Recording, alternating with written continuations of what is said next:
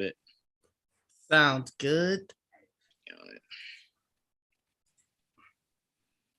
All right, hold on. Technically, we're already live now, but it doesn't show it on my screen. Yeah, I was Which gonna say I always just makes got this the pop up. Yeah. I always hate when it does that. Anyway, welcome everybody to an all-new show. This show is called GVN Sports. We will be breaking down NFL, NBA, never the MLB. But, I was gonna say I might have to tag in when we get to baseball talk. Yeah, no, it'll never be baseball talk. Which is crazy because my Mets are actually doing really good this year, but I don't follow baseball enough to have a long conversation about it. I think my Brewers are doing well. I think. Let me look. Matter of fact, let me look at their. What is their record? The Mets before I say that. I think the Mets are like 15-8. I think they're 17-8. 17-8. The Brewers are 15-8, so apparently we're doing well too. Yeah, okay. So here's the wild. Which you know what's crazy about that, Didge? Mets, Yankees, and Brewers. All three of our teams have the almost exact same record. Yes, Yankees are 17-6. I just looked at that. Holy shit, they're on a 10-game winning streak. Yankees. And you want to know something? You want to know something even funnier? None of us three watch our teams. Ask Joel who pitched for the Yankees yesterday. Go ahead. See, I don't know who pitched for the Mets either. I don't. Oh, I definitely couldn't tell you. Did the Brewers even play yesterday? That's a better question. Let me take a look. They're playing right now. The way Didge asked that was like, are the Brewers even still a team? I don't even fucking know what's happening here. But yes, so this is a new sports show. So we'll be breaking down the NFL offseason. We'll also be breaking down the NBA playoffs, the NBA lottery, the NBA draft. And then we'll get into where we just do a show weekly, just breaking down our team's mini camps, training camps, whatever the case may be. Because there will be a lot of football to break down this year because football will, I believe, break records. Yeah, I think football's going to be insane this year. They're going to break all. I mean, look, they just opened this shit up. I think they opened up. We now have Saturday night football. So we got. Did they really? They did. We got Saturday nights. I think it's on Amazon Prime. They just say fuck college football. No, you want to know what's even more fucked up? Did you hear what the NFL did to the NBA next year? I know they're doing Christmas. I saw now. Yeah, they said, fuck y'all. Wow, the NFL is coming for everybody. I'll tell you right now, Adam Silver's like, no, fuck them. Let's do Thanksgiving. We always gave them Thanksgiving. Fuck them. Let's see if we can do Thanksgiving. Meanwhile, the players are like, well, hold on. Holiday. Fuck both of y'all. Yeah, like what the hell? We had a respective sports holiday that we alternated. So, and not to mention what's going to make football even crazier is we actually have a competent Monday Night Football media team. So it's going to be wild to see Troy and what's his name move from Sunday to Monday. That's going to be crazy dope. So it's like there's a lot to be excited about for football. But anyway, let me introduce the name of the show will be called GVN Sports. Even though that seems pretty open-ended, it will be very condensed. So don't you worry. But I want to introduce my panelists. Glad to have these two guys with me. No one knows basketball and football better than these two guys. Starting off with Didge. What's up, Didge? Not much, my Bucks are struggling right now, but that's a topic for a little later. And look, if Joel's smiling, it's not because he likes to see you hurting. It's because if it's not the Knicks winning, it's fuck everybody. I can understand that. Oh, so I'm sorry to hear that you're a Knicks fan. Oh, we are both a Knicks fan. Do you not see my Knicks in the back?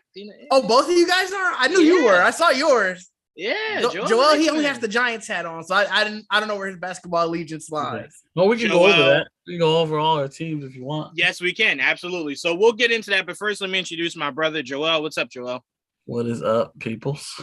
I'm telling you guys right now, what's going to be so much fun about having Joel part of this is Joel knows, especially basketball-wise, every possible minutia about that sport, about the players, about the draft picks, about the compensation, about the cap space, about who the players slept with the day before, why he's playing so well tonight. So it won't be like, all right, fuck, none of us know who this guy is, or none of us know what position. Joel knows that. But, Didge, I'm going to give you one rule on doing a basketball show with Joel. One thing you cannot say that is taboo, okay?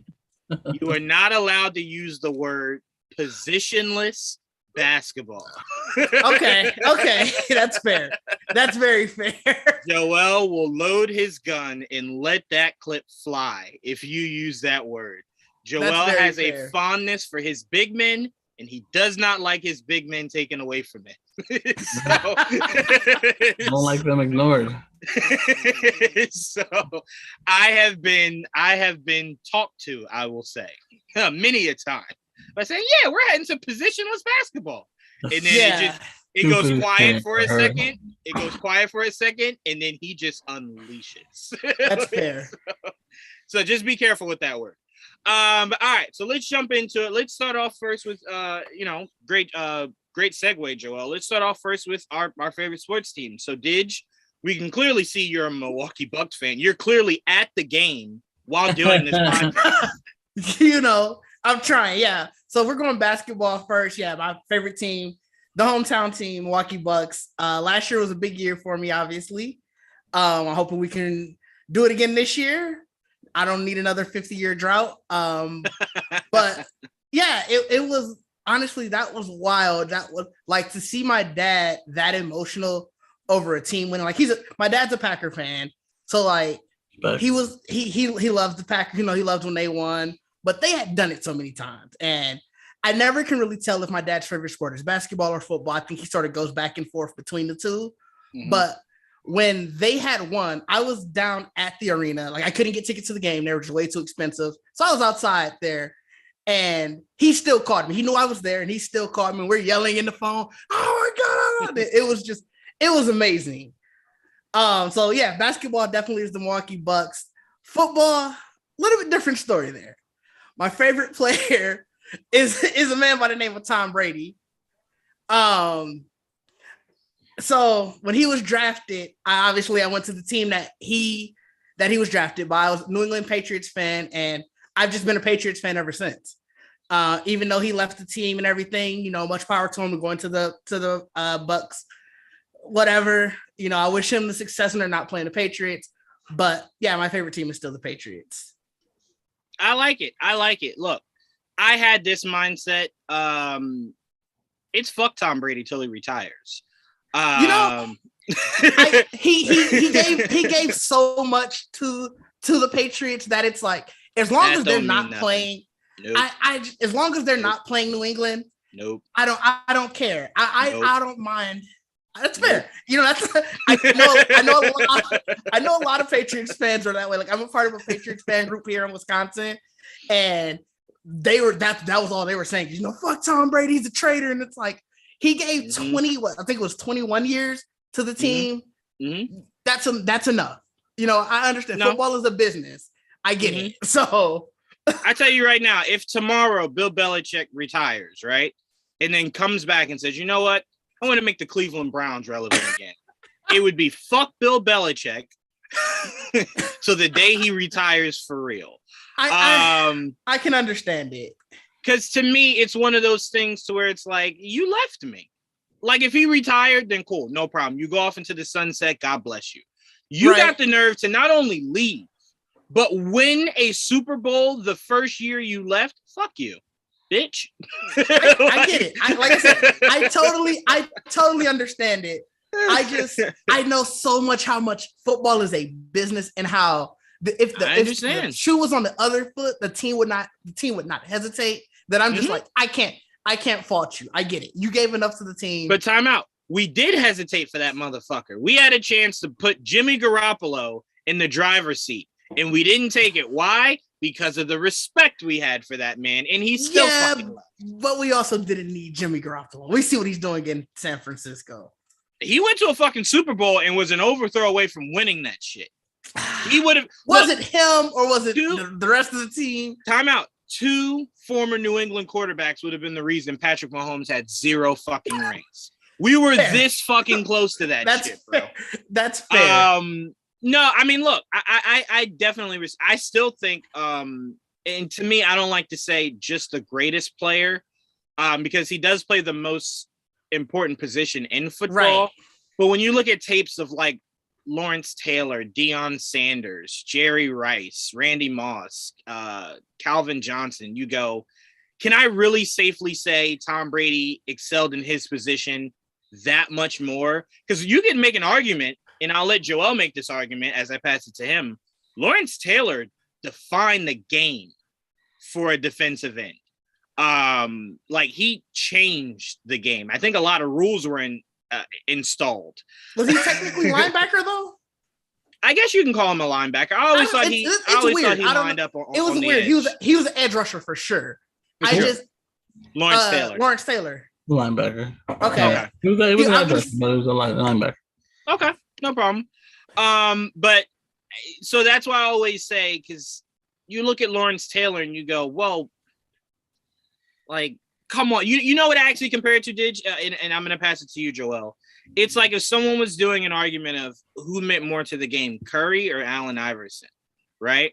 I would always have to go Curry because he completely redefined what the sport of basketball is, right? Like kids are taking half-court shots way more than they're taking inside layups, just a regular fucking two-pointer.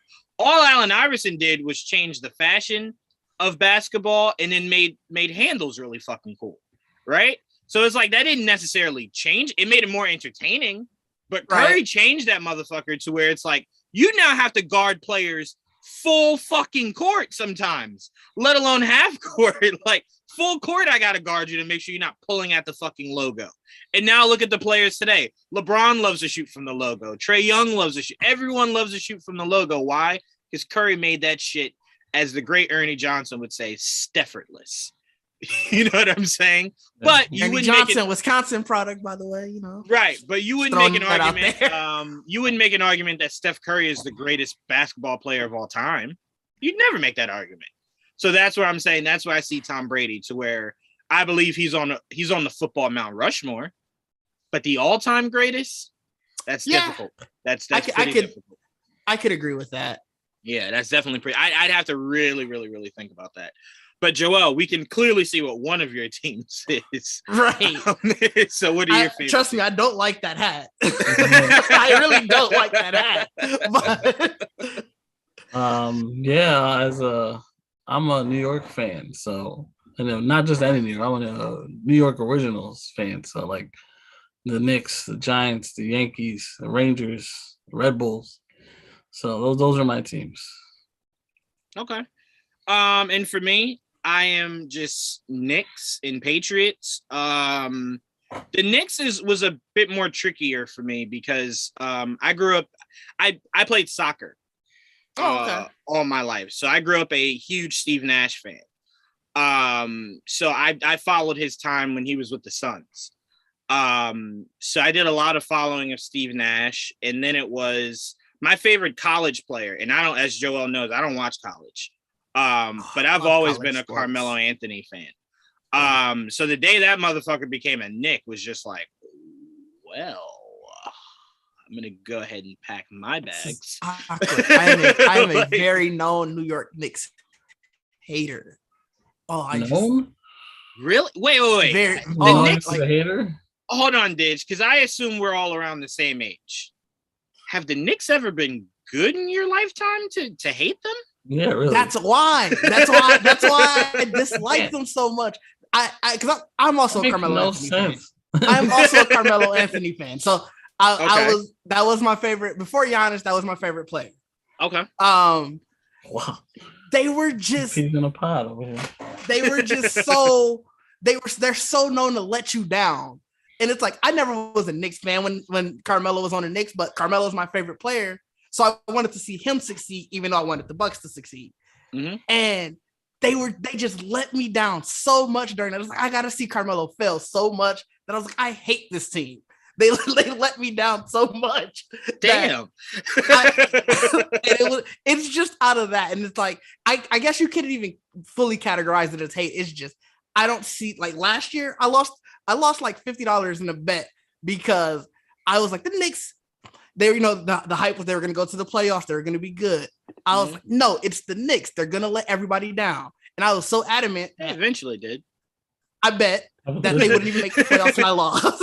So, yeah, they got to the playoffs and completely shit the bed. But it was a great season for sure. 100%. Yeah, it was like, it's not even like I dislike the players. Like, I think the players that they have are amazing. I hope they do well, just not for the Knicks. Oh my God. Yeah, I always say that because like I always hear like, oh my God, I hate the Knicks. And I always say like, you're like 24. They've never really been truly good in your lifetime. How do you hate them? Like, how do you hate?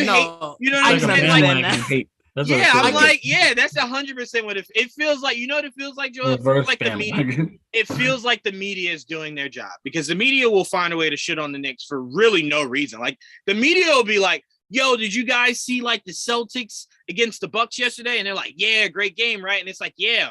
The Knicks will never know what that's like. And it's like, where the fuck did that come from? Like, I think it has something to do with, but you got to figure it has something to do with New York is probably the biggest market in the country. The biggest for sure. And you figure that's the team for the biggest market. Like, sure, Brooklyn's there now. I was about to say, to me, no. Under no circumstances should you hate the team that underperforms, but love the team that has the two biggest assholes in the history of the NBA. Brooklyn's not loved. Brooklyn's not loved. Like, but they don't get shit talk. They don't get shit talk like we. Look. Here's the thing. The world celebrated when they got. Here's swept. the thing. But here's the thing. They got swept, and it's not a conversation. And it's not a conversation anymore. We lost in the first round last year. And we still hear about that shit. I don't know. I still hear a lot about the Nets getting swept. It's small. Why? Because they don't matter. They play. Yeah. They're a secondary friend. It's like no one talks about the Clippers. Like the Clippers shit the bed. Who gives a fuck? Yeah. We want to talk about the Lakers, right? That's fair.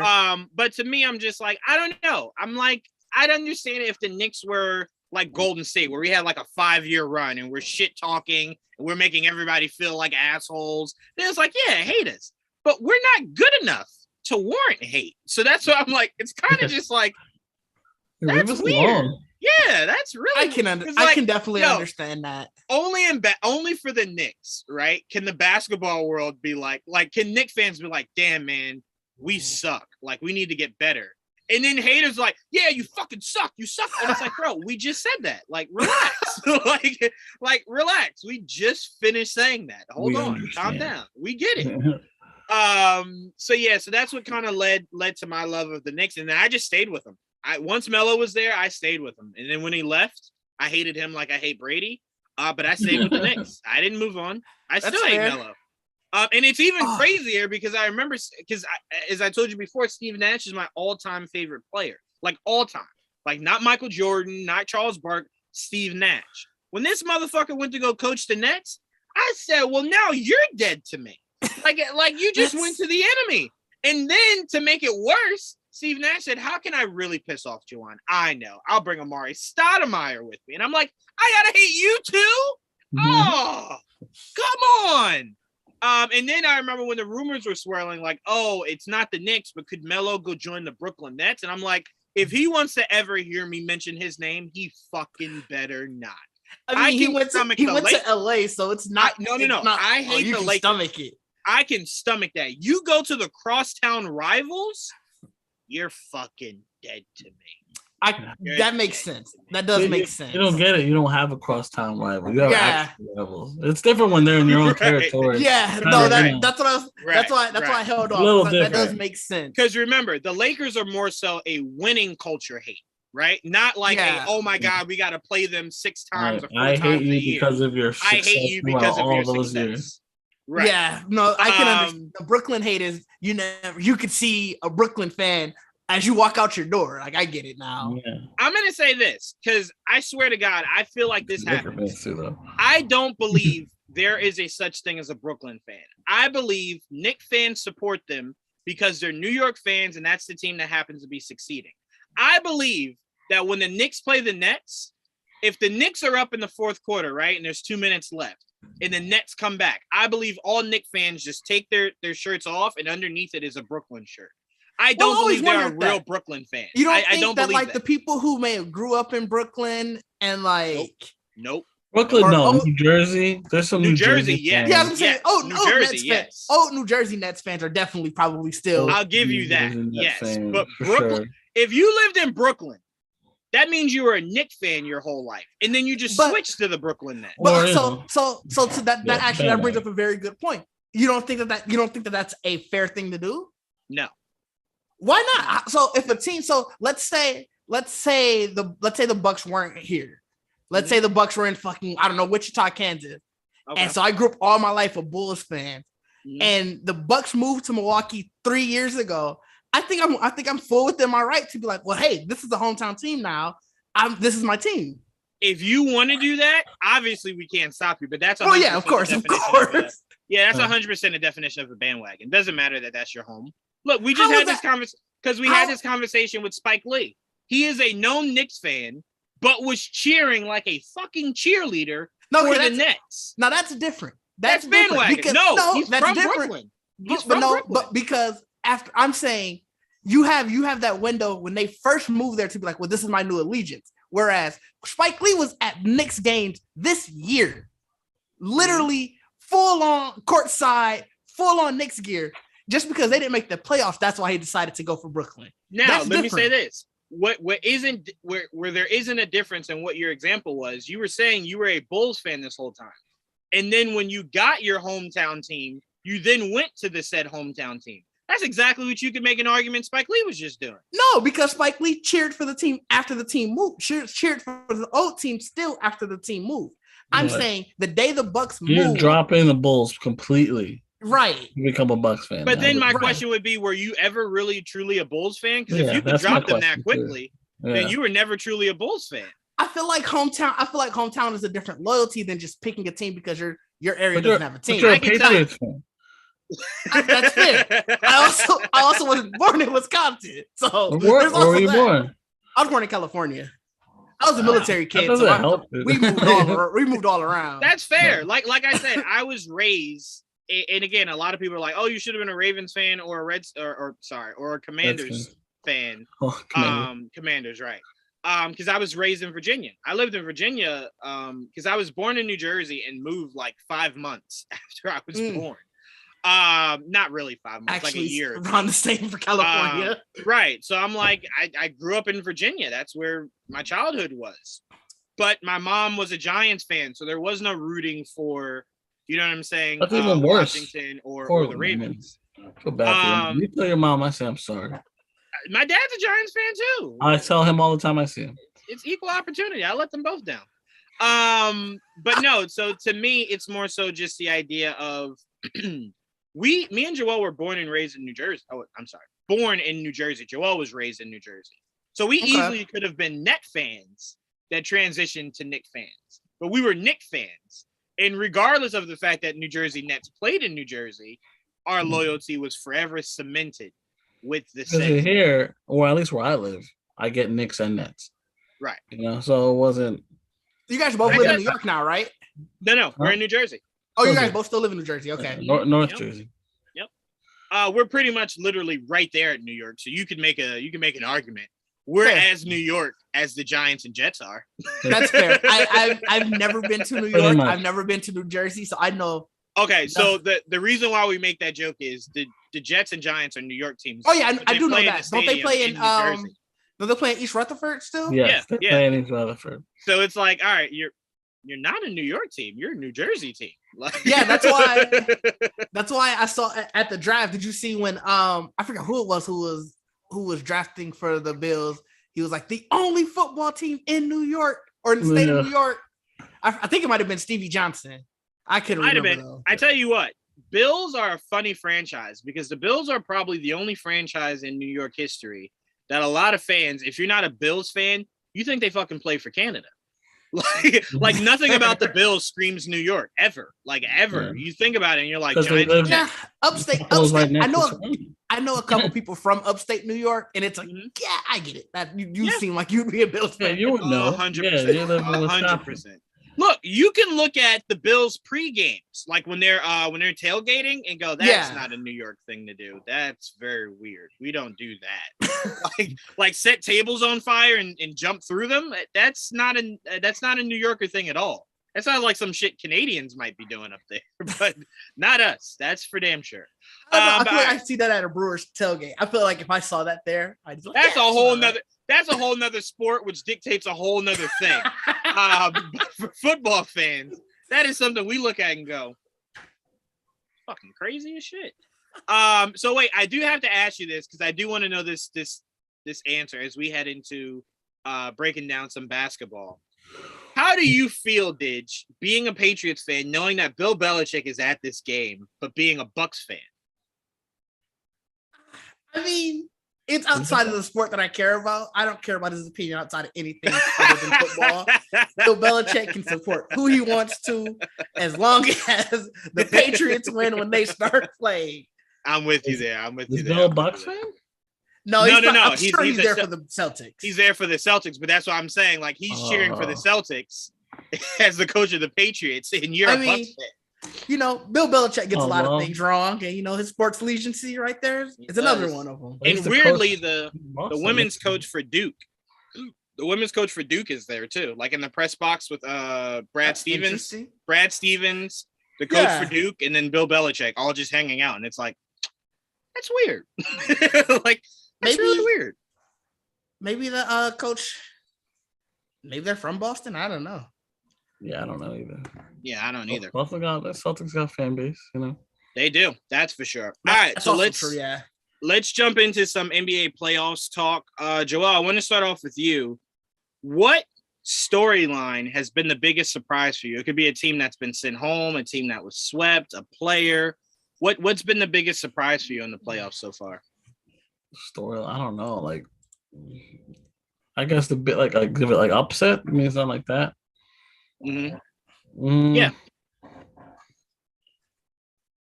Like obviously the Nets getting swept in the first round was not expected. Right. So that's probably the biggest one. I mean, it was a pleasant surprise, but at the same time, I was not expecting it. I mean, I've never seen anything I liked more in my life, but it was unexpected. Definitely the biggest story was like, wow, I did not see that coming. And then to see the Bucks go out and blow up Boston the first game after that, you're like, oh, well, what's going on here? So that'll be probably the main one. Trey getting clamped up, and that getting eliminated, that too. That made me very happy. Again, it was like happy. A whole bunch of shit was just like, this is heaven. Yeah. Like all things. It's crazy. That was fun. Chicago losing also made me happy. I'm just like, the basketball gods, you are here today, aren't you? After that game 2 in Chicago, I went to school in Illinois, and look at you. So many of my friends, DeRozan, he's coming. DeRozan, the new king of the Central Division, blah blah. And I was, let me tell you, those next 3 games were just poetry. Yeah. I didn't even say a thing. I would just send a Bucks gift after every game. Just not say anything else. I tell you this: the way that they played, Giannis must have heard that shit and said, "Oh, really?" Huh? Watch me go shit on his head real quick.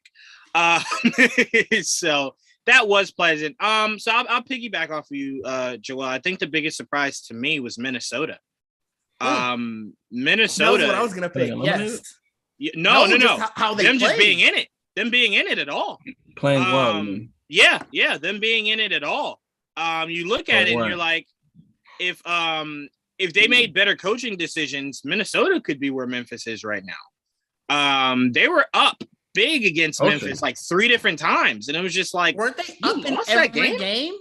Not every game, but I think 3 out of the how many games did it go? 6? It went 6, yeah. I think because they won 1. And then I think 3 games out of the 6, they were up big and then just lost. Because I know Memphis, one of the games also just put a whooping on them. It wasn't a comeback. It was like a legit whooping on them. So to me, it's just one of those things. Right. So it's like, how do you fuck that up? Like, how are you up that big? And then it's just like, nah, we don't really want to win. Like, what? You got here. They're a young Like, team though. I think they're very. Nah. I can't give that to them. For Karl Anthony Towns, who have been crying about how much he wants that franchise to be better, or he's out, they got better. And it's now your job as the leader of that team to fucking hold a lead. I give you that. Just once. There were 3 games you gave it up. Just once. I can understand that. But we see teams all the time give up big leads. And the common denominator more often than not is these are young teams who they're in their first or second playoff run. The moment becomes too big for them. Shots that usually get hit don't get hit. You can make an argument. Memphis beat last year Golden State to make it into the play-in, right? And then Memphis lost in that first round. I think they played the Mavericks, maybe. I think they played last year. They lost, right? They lost. So to me, that showed the fortitude. That just showed that everybody else wasn't ready, right? Ja Morant did his thing. That team just wasn't ready. And then you get to this year. Same youthful group. Same youth. Same young cats. Barely any veterans. And they went out and they're playing their asses off. They gave Golden State everything that they can handle. So to me, it's just that point of they had the playoff experience. Minnesota didn't have that last year. I give you that. And I think other than Pat Beverly. No, I give you that. But again, I always put it at if everybody on that team had been in the league for as little as time as Ja Morant has, and most of those young guys, I could give you that. Karl Anthony Towns has just been in the league too long for me to let him get that pass. Playoffs is a whole different ball, though. Now, you've been asking for this, though. And remember, Karl Anthony Towns has been to the playoffs before. Jimmy Butler led them. Once. Once. Yeah, but Grizzlies went once. And they could possibly take it all. So I'm like, it's just the difference. I don't see them beating Golden State. Oh, I don't either, but we'll get to that. But I'm saying we'll get to that one. They have a chance. They could have won game 1. For sure. They have a chance. So I just look at it and I say, if you're Karl Anthony Towns, for someone who's been pining for this moment, you've been there before and you were lackluster the last time you were there. So you get here and you manage to become just as lackluster. So now if you're Karl Anthony Towns, it's not a Minnesota thing. You got to go work on you. So that's why I said that's my biggest shock is that I didn't see them. First of all, Anthony Edwards, let me fucking bravo, kid. Holy shit. God damn. I've never seen a player that I believe is not a good shooter at all. Just fucking let the ball fly. There were moments where Anthony was just like, I'm gonna fucking shoot this shit. I don't give a fuck. 43-point games. Oh, no, I 100% agree with you on that, Joel. I think they were filled with a lot of bad decision making. There were players on that team that were shooting that I'm like, who are you? Why do you have the green light? Like, what the fuck? Who is this? Like, I just saw you clap to get the ball and then shoot it. And I'm like, you have Anthony Edwards, you have D'Angelo Russell, you have Karl Anthony Towns. You should never feel obligated to just let it rip like that. Maybe a wide open 3, sure. But a contested one? I don't know who the fuck you think you are. But I pass it over to you, Didge. What's been your biggest surprise so far? I was going to go Minnesota as well. Just because I think they were the 10th seed, weren't they? Or because they had to win 2 playing games. Mm-hmm. So to be able to do that and then, like I said, push Memphis as much as they did, I honestly thought that was going to be a sweep going into that series. I hadn't watched a lot of Minnesota basketball this year. I know at times they looked good, but overall they just didn't seem like they were ready. Like I said, I think they're a young team. No. Playoffs is a different beast. I didn't see it. And so for them to not only compete as well as they did, but to, barring just some absolute collapses, actually had a chance at winning the series. It was just insane to me. And yeah, obviously the Nets, that whole sweep is wild. I didn't think Boston was going to win the series, but 4 straight was crazy. Yeah. And to see KD sort of come down to earth and look actually human for once was crazy. Well, I want to start off my rebuttal by saying, fuck Kevin Durant. You gotta admit though, he's a great player though. You gotta admit he's a great player though. No, I don't have to admit shit. All right, I mean, I feel like you can't deny that Kevin Durant is one of the best players. All jokes aside, yes, I 100% understand what you're saying, and what you're saying is not false. But me physically uttering the words, nah, fuck Kevin Durant. But all right, so let's move on. Speaking of that, I want to talk about how we define a player's legacy. And the reason why I thought this conversation was important is me and Joel, right?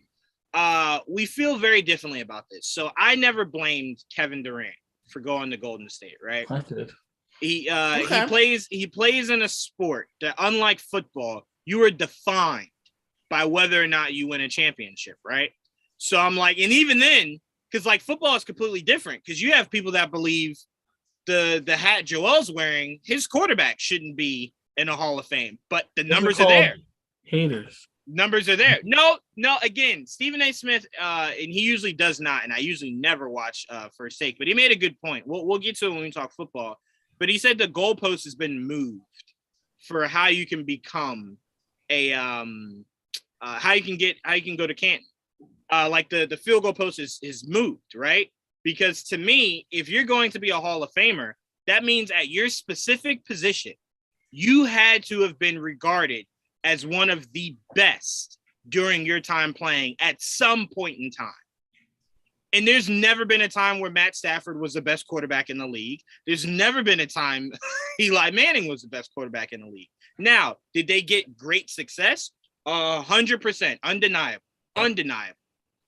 But you can't be in Canton with Drew Brees, Tom Brady, fucking Peyton Manning. You can if you beat Tom Brady twice in the Super Bowl and got them. So we're gonna be defining.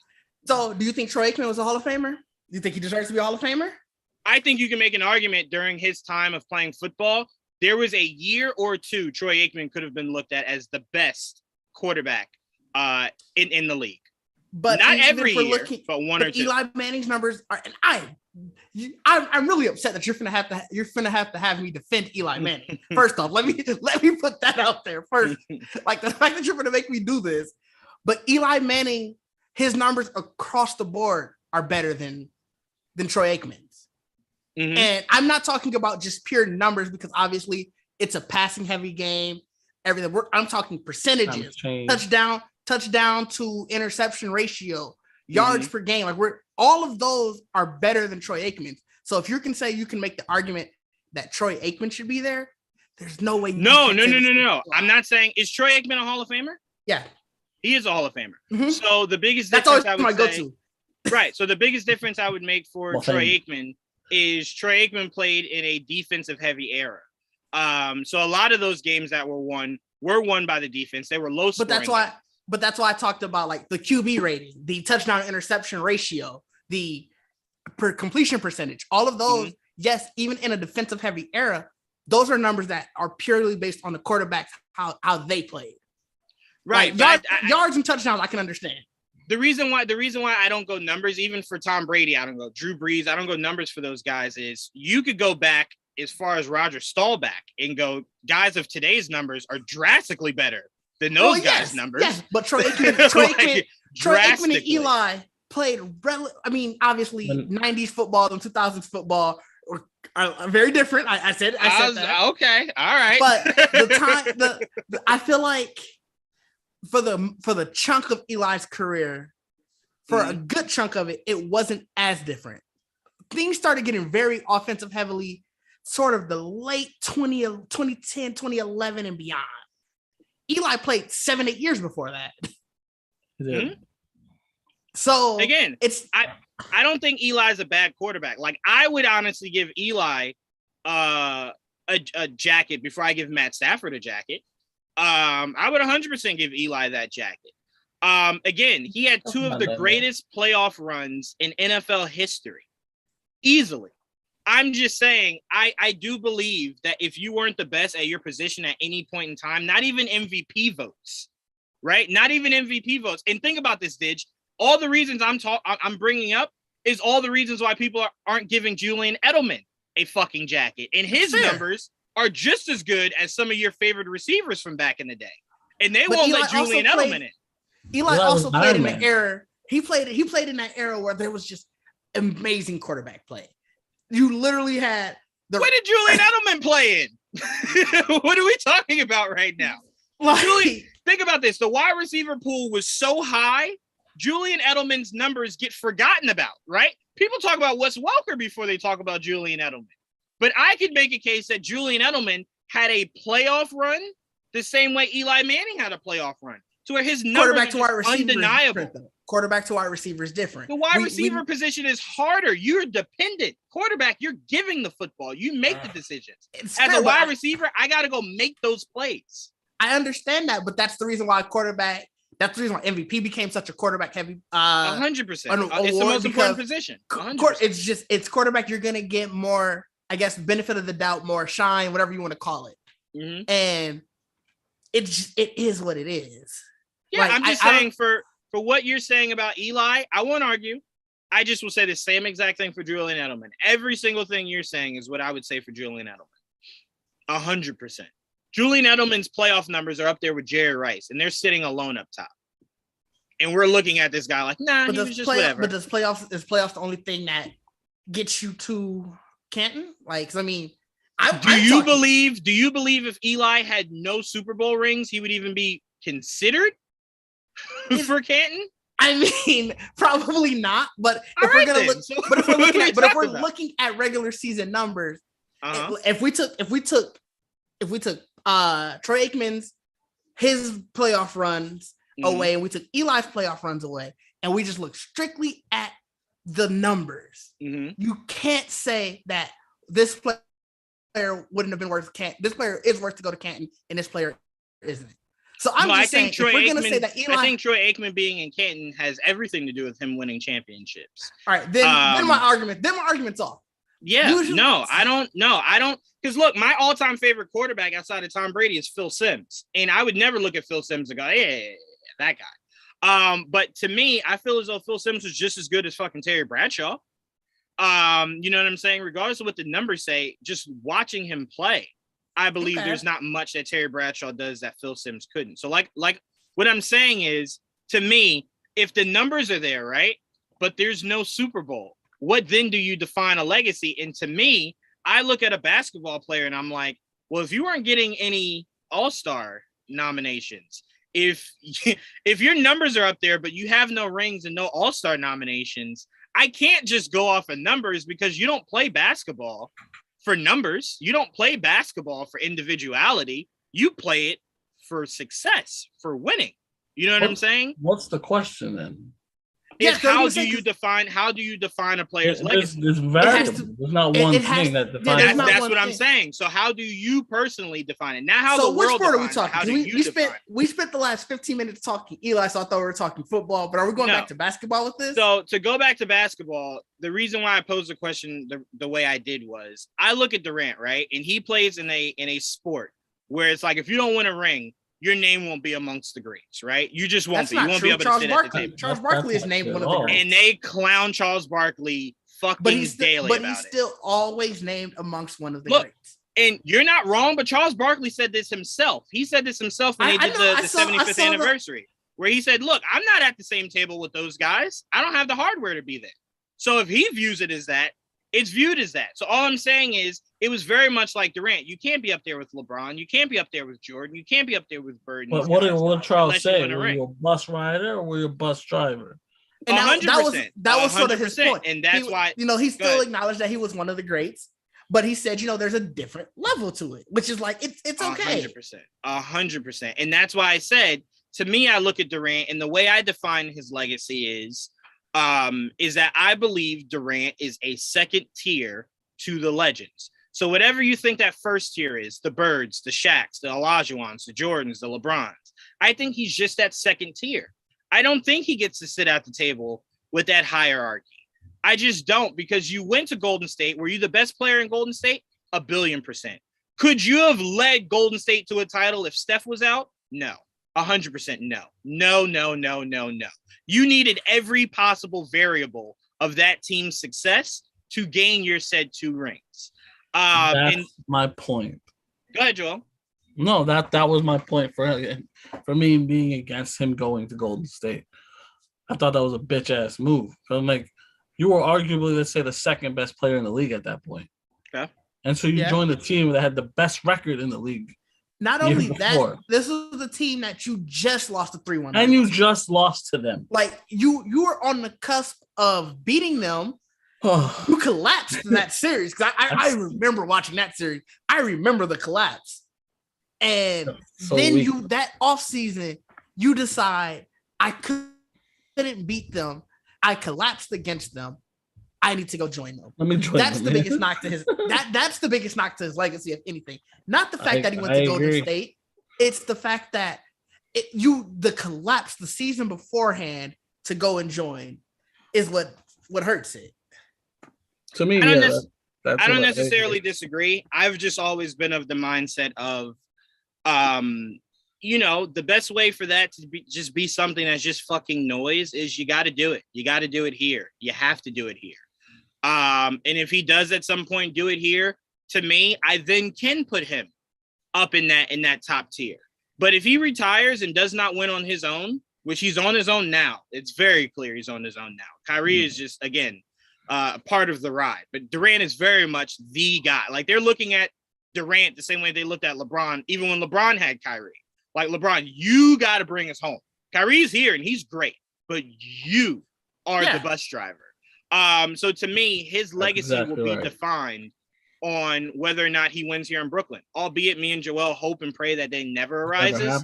Right. But if it does, then that will become undeniable. That was another personal mark against him when he decided to shit on us and go and play with Brooklyn. Yes. But that's personal. That's not career choice wise. Right. That don't really mean anything. That was very much so like, well, when I already didn't like you. Now I really Now I just pray for your downfall. But yeah, so no, go ahead. So okay, so what I was gonna say is, Didge, and I'm gonna pass it right to you. Yeah. Right now, if Giannis retired tomorrow, I would have him in that hierarchy over Durant, just because the difficulty of seeing where Milwaukee was when he first got there and seeing his journey of just dragging that franchise to a championship and winning it, where the odds were always against him in that playoffs, his playoff series last year. From the first round to the second round to the conference finals to the fucking finals. It was always against him of, they're going to lose. It's Durant. It's Chris Paul. It's Booker. It was always stacked against him. So to me, that was, and I look at Giannis the same way I look at Barkley. If Barkley won in Phoenix, there'd be no conversation where Barkley is. He'd be like top fucking 5. Do you know how hard it was in the Jordan era to beat Jordan? And Barkley had the potential of doing that? Come on, bro. Look what he went through. He came close. Very close. It was Jordan. It was. Right. And that's why I say, if you slay that dragon, it's undeniable where you are. Your chair is pulled out for you, let alone being just given a chair. So I pass it to you, Didge, you being a Milwaukee fan. Like, how do you, looking at your guy, looking at Giannis, how do you define his legacy? Is he hierarchy if he retired tomorrow? Or do you think he still has to puff up his stat sheet? I think he still has to puff it up. And because, one of the things, obviously, I love Giannis. I think he's on the trajectory to be one of the best of all time. He's already one of the best of all time, but to be sort of that upper echelon. Part of that is also longevity. So, if Giannis retired tomorrow, I think that would be 7 years, maybe 8. The fact that didn't we say 2013? Joel, didn't we say 2013 was the year he was drafted? I think so. I'll look it up. Okay. So either way, 7-8 years, that's not necessarily, especially in today's era, not necessarily enough time. So it was 2013. It was 2013. So 8 years. So 8 years going on 9 next year. So you just sort of, you need not only the accolades, but you sort of need that longevity with it. So while when Giannis was put into the top 75, I was like, yes, that makes sense. I get it. He definitely should have, because I think in today's era, he's sort of showing that the game didn't have to be a 100% change. Like, he's not a Steph Curry type player. He's not doing all of the stuff that a majority of the league is doing nowadays. Mm-hmm. But he's making that crazy impact. You know, he is dominant on both sides of the court. He is a true two-way player. Not going to put in a positionalist, but he is a true two-way player. Yeah, exactly. So I think and he is the rarity in the NBA. He is one of the very few, and I mean very few, that could guard 1 to 5. Yeah. There is not many people that could do that. It's the reason PJ that Tucker Milwaukee is the only other person right now can play Bobby Portis next to him, and it won't affect them. And they play Right. better. Right. Because he could play the 3 or the 4 or the 2. Right. It doesn't matter. Right. You know what I mean? And what really helps Giannis is that you look at Brook Lopez and Bobby and you can say, hey, get out of the paint.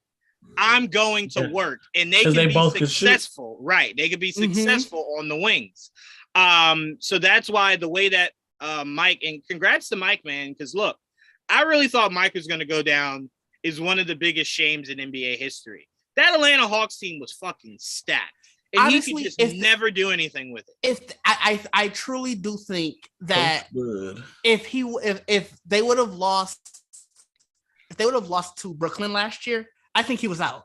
Because in the city, the writing was sort of on the wall that last season was sort of his make or break year. You know, it was so much that we could get there. And then Coach Bud would do something dumb in the playoffs that'll just sort of mess up the rhythm and send us home. See, and now look, let me be very clear. I'm not arguing because you literally watch the Bucks all the time. So I always say that. I won't argue with somebody that watches their team all the time. I don't. So I won't argue that. But I will say just playoffs, not regular season, just playoffs. The reason why Bud couldn't have any success in the playoffs was Giannis wouldn't develop his game. So teams would just go, I'm going to build a wall, and what are you going to do? And Giannis was just like, well, shit, nothing. Took Giannis making that next step. I think that's the point. I think that's the point sort of that people were talking in the city. And I'll admit, I was one of them. It wasn't it was always I know we can do it, but if something is holding us back, it has to be Coach Bud. And it was always because we knew what people were going to do against Giannis. We knew Giannis. We knew who Giannis was. We knew what he could do. But it was, where is your adjustment around that? And it always just felt like the adjustments, if they did come, it was too little, too late. So now, that's the one thing I'll agree with Shaq on. That has to come down to player accountability. To where it's like, all right, if Giannis was only a run downhill kind of player and he could only have success around the rim, and that was literally all he could do, right?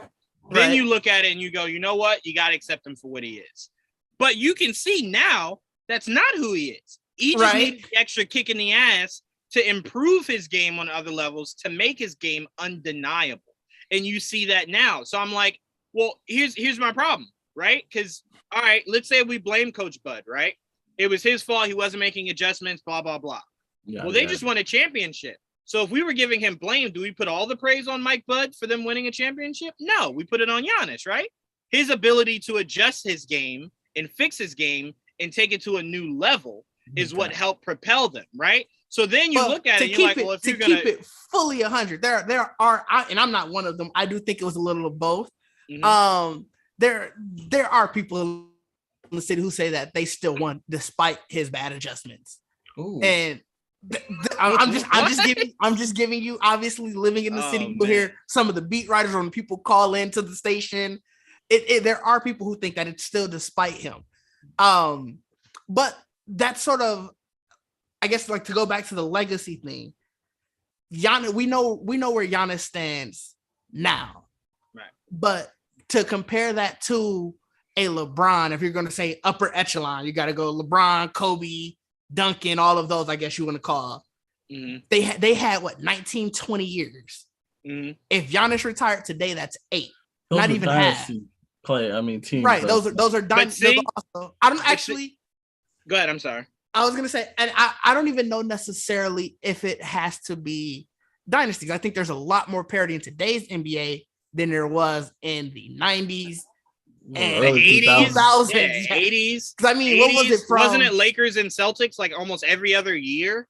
I want to say from 90. I think it was like 99 to I think 07.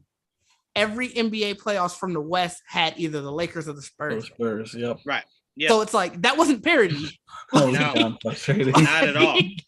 But see, so to your point of longevity, I would say, and it's not to switch gears to football, but then how do you view Calvin Johnson?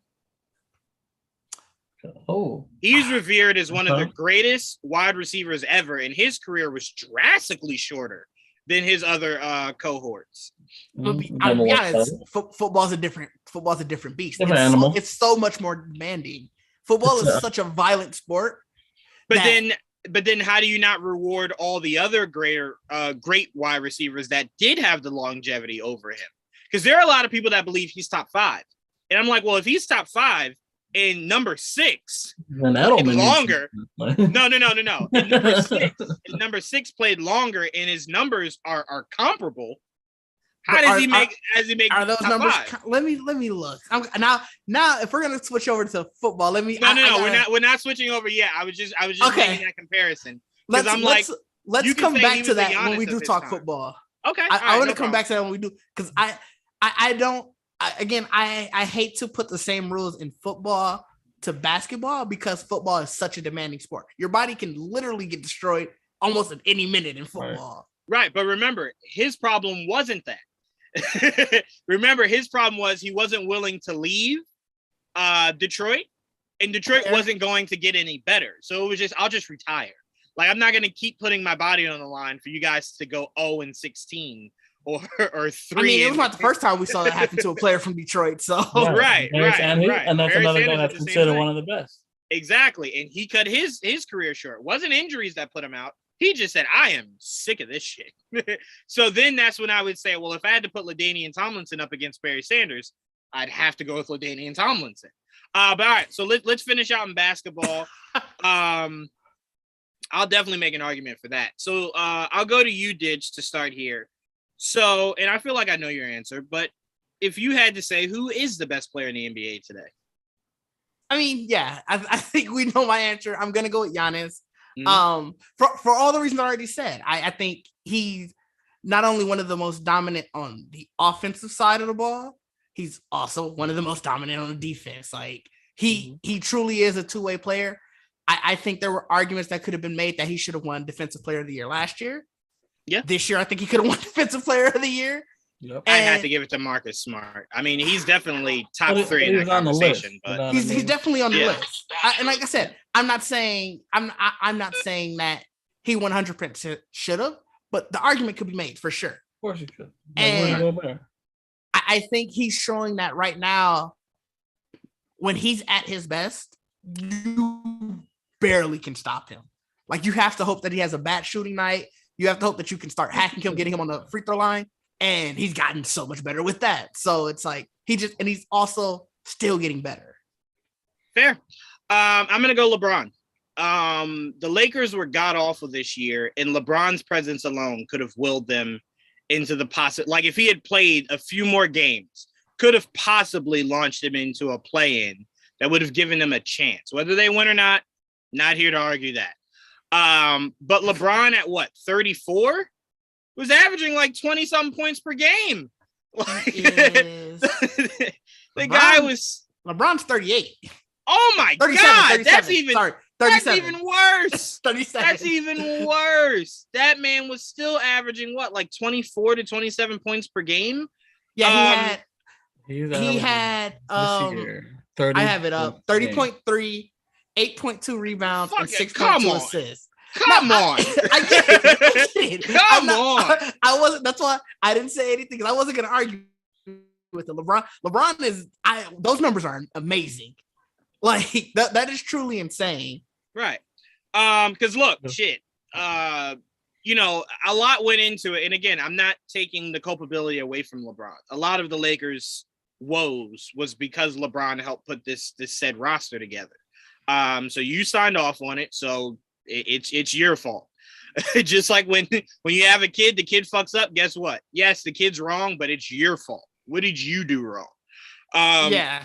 So I look at the same thing with LeBron. So I can't take the culpability away from him, but you can make an argument that if LeBron didn't miss all the games he missed, could they have not won half of those games? enough to have been 26 games. Yeah, 26 games. He's getting old, man. And not to mention all the games Anthony Davis missed. That hurt not more. Not to mention all the games they wish Russell Westbrook had missed. Like that all goes into things. all those things matter. But no, so I'm gonna go LeBron James. But Joel, who do you think is the best player in the league right now? I think it's Giannis. Giannis.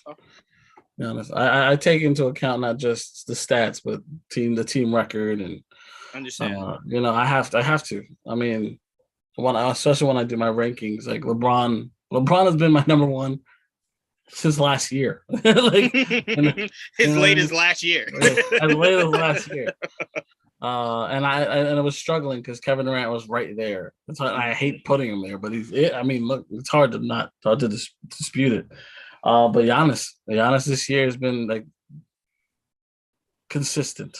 Yeah, you know what I mean. He's been there. The Rock. I'm gonna jump out on a ledge here, and you guys don't need to do this. I'm just jumping out on a ledge. I don't care. I'm jumping. Don't you fucking worry about that. Do it. I'm gonna go ahead and say next year's MVP will be Jason Tatum, and Jason Tatum will start to establish himself as the best player in basketball.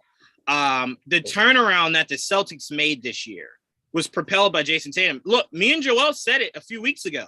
We thought he deserved to be mentioned in MVP conversation. A team that was 21-21 at some point, and then finished with the second best record to start the year. They've talked about switch around, like right, turn around really well. And now Right. And I will not argue that he is not there yet. I won't argue that whatsoever.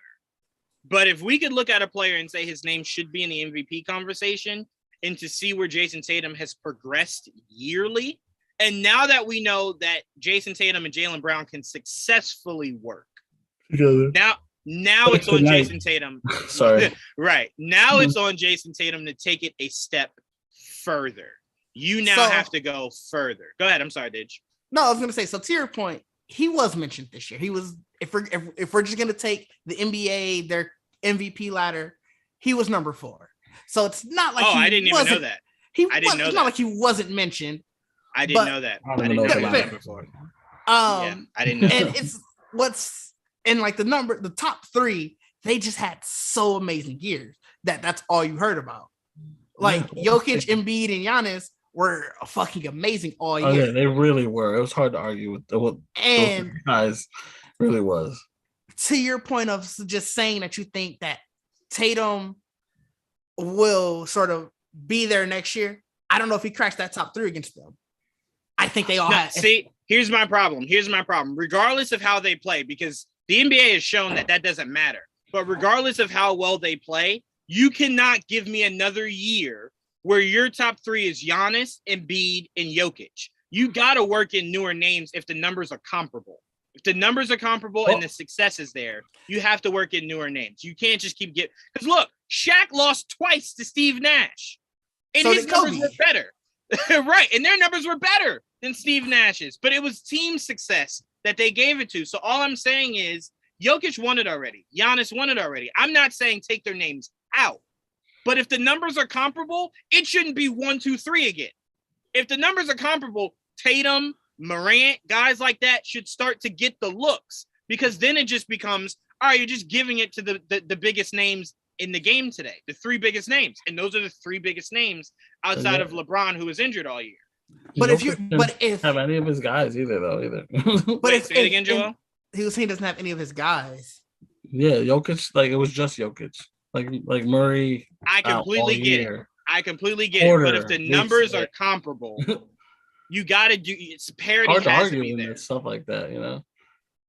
Like this year, saying, if they're comparable, you can't argue Embiid 30, 11, and 4. 100%. But look, and then I think Embiid would be the parity. That's my point. So I'm like, I want him to win purely just off of parity, just off of because here's my problem, Didge, and I'm gonna let you go, Didge. You can make an argument how Giannis played last year, how Giannis played this year. It's how Giannis will play till the day the man hangs up his shoes. Probably. So it's like, well, then you can make an argument. Giannis should win that shit every year. Well, but that's what they were doing for LeBron for so many years. LeBron, every year that's my problem. That was my problem. It cannot be that. It cannot be that.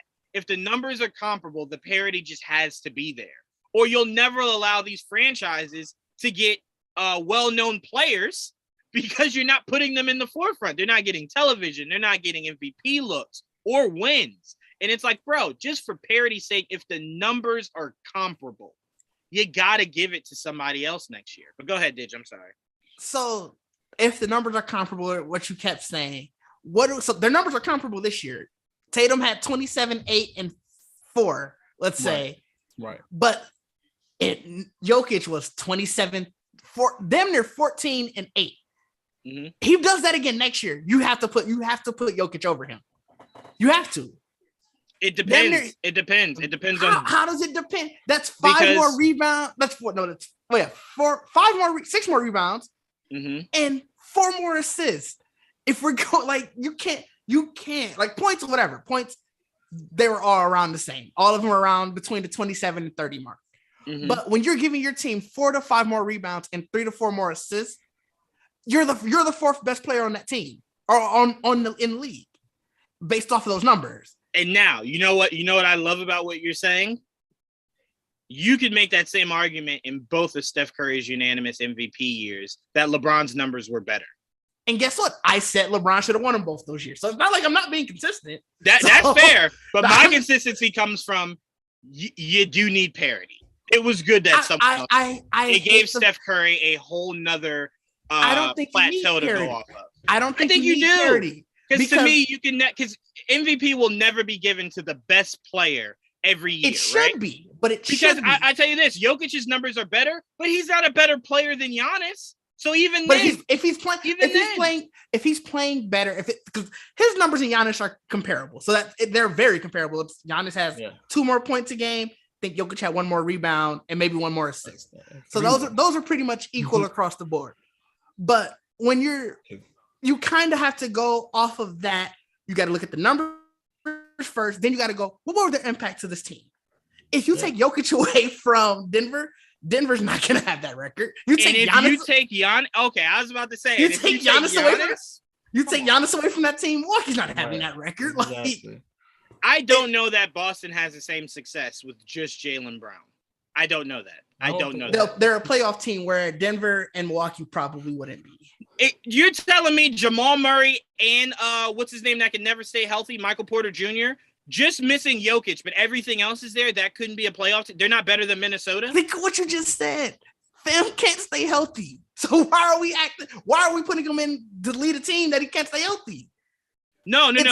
Jamal Murray is still recovering from that one injury.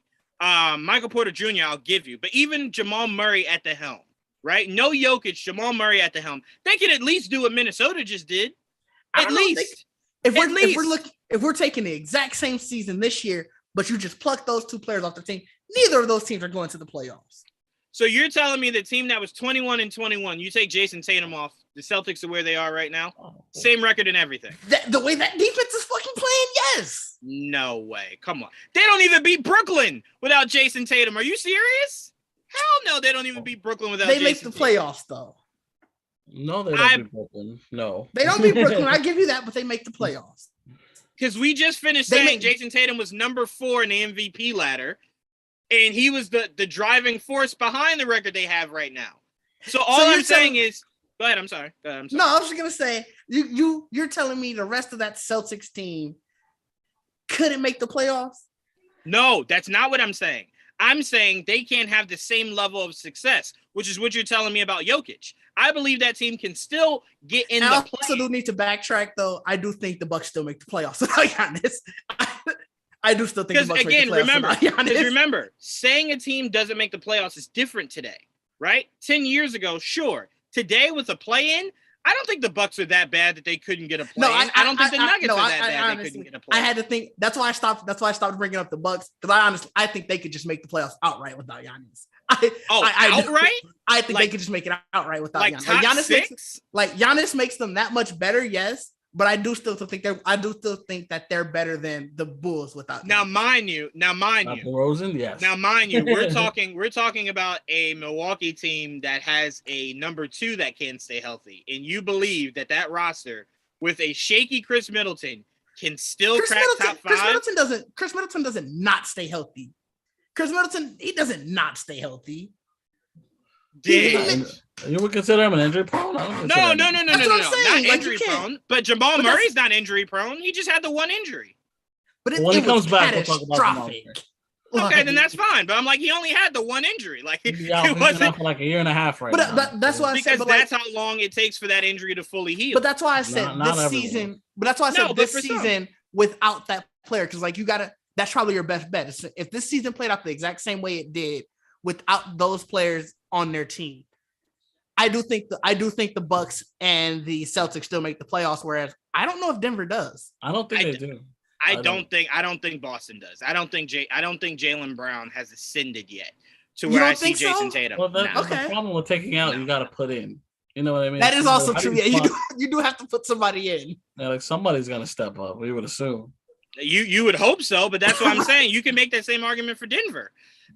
That's all I'm saying. Well, that's the thing. They have guys stepping up, but they're nowhere near as good as the guys that should be there. Yeah. No, that's fair. But I'm saying I think it's easier to make this argument when I thought Denver was going to miss the playoffs. I didn't think they would make the playoffs without Murray and Porter. Yeah, I thought it was like they were going to make. No, I thought they would make the playoffs. I didn't. And then look, they played really. I was so surprised that Jokic is as good as he is. Honestly, it's crazy. But that's what I'm saying.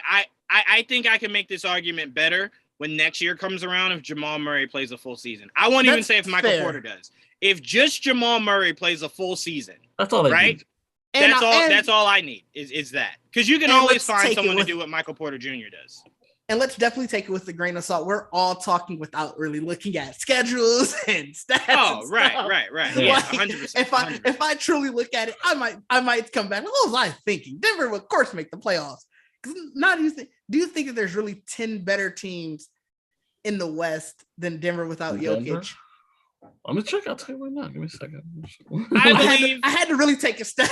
I had to really take a step back. Now that I was able to start thinking about this, like, wait a minute, I don't really believe that. I think there might be. I thought so. So we know, of course, the top 5. So that's, of course, we know Phoenix, Memphis, Golden State, Dallas. But hold on. Again, remember the point I was making to you, Didge. All I was saying was that the Nuggets can make the play. I didn't say they'd be like a top 5, top 6. They can at least just make the play-in. That's my point. I was saying they can't make the play-in. It makes it easier. But you got to factor in. All right, Denver made it, but you have this Minnesota team that's playing better. You got New Orleans that looks way better. Imagine the Clippers healthy. The Lakers, if they weren't stupid. So like there's a lot of things you got to factor in. But Portland, if they didn't decide to tank after everyone got hurt. No, and look, like I said, a lot of things go into it, so I won't necessarily argue. I won't necessarily argue that.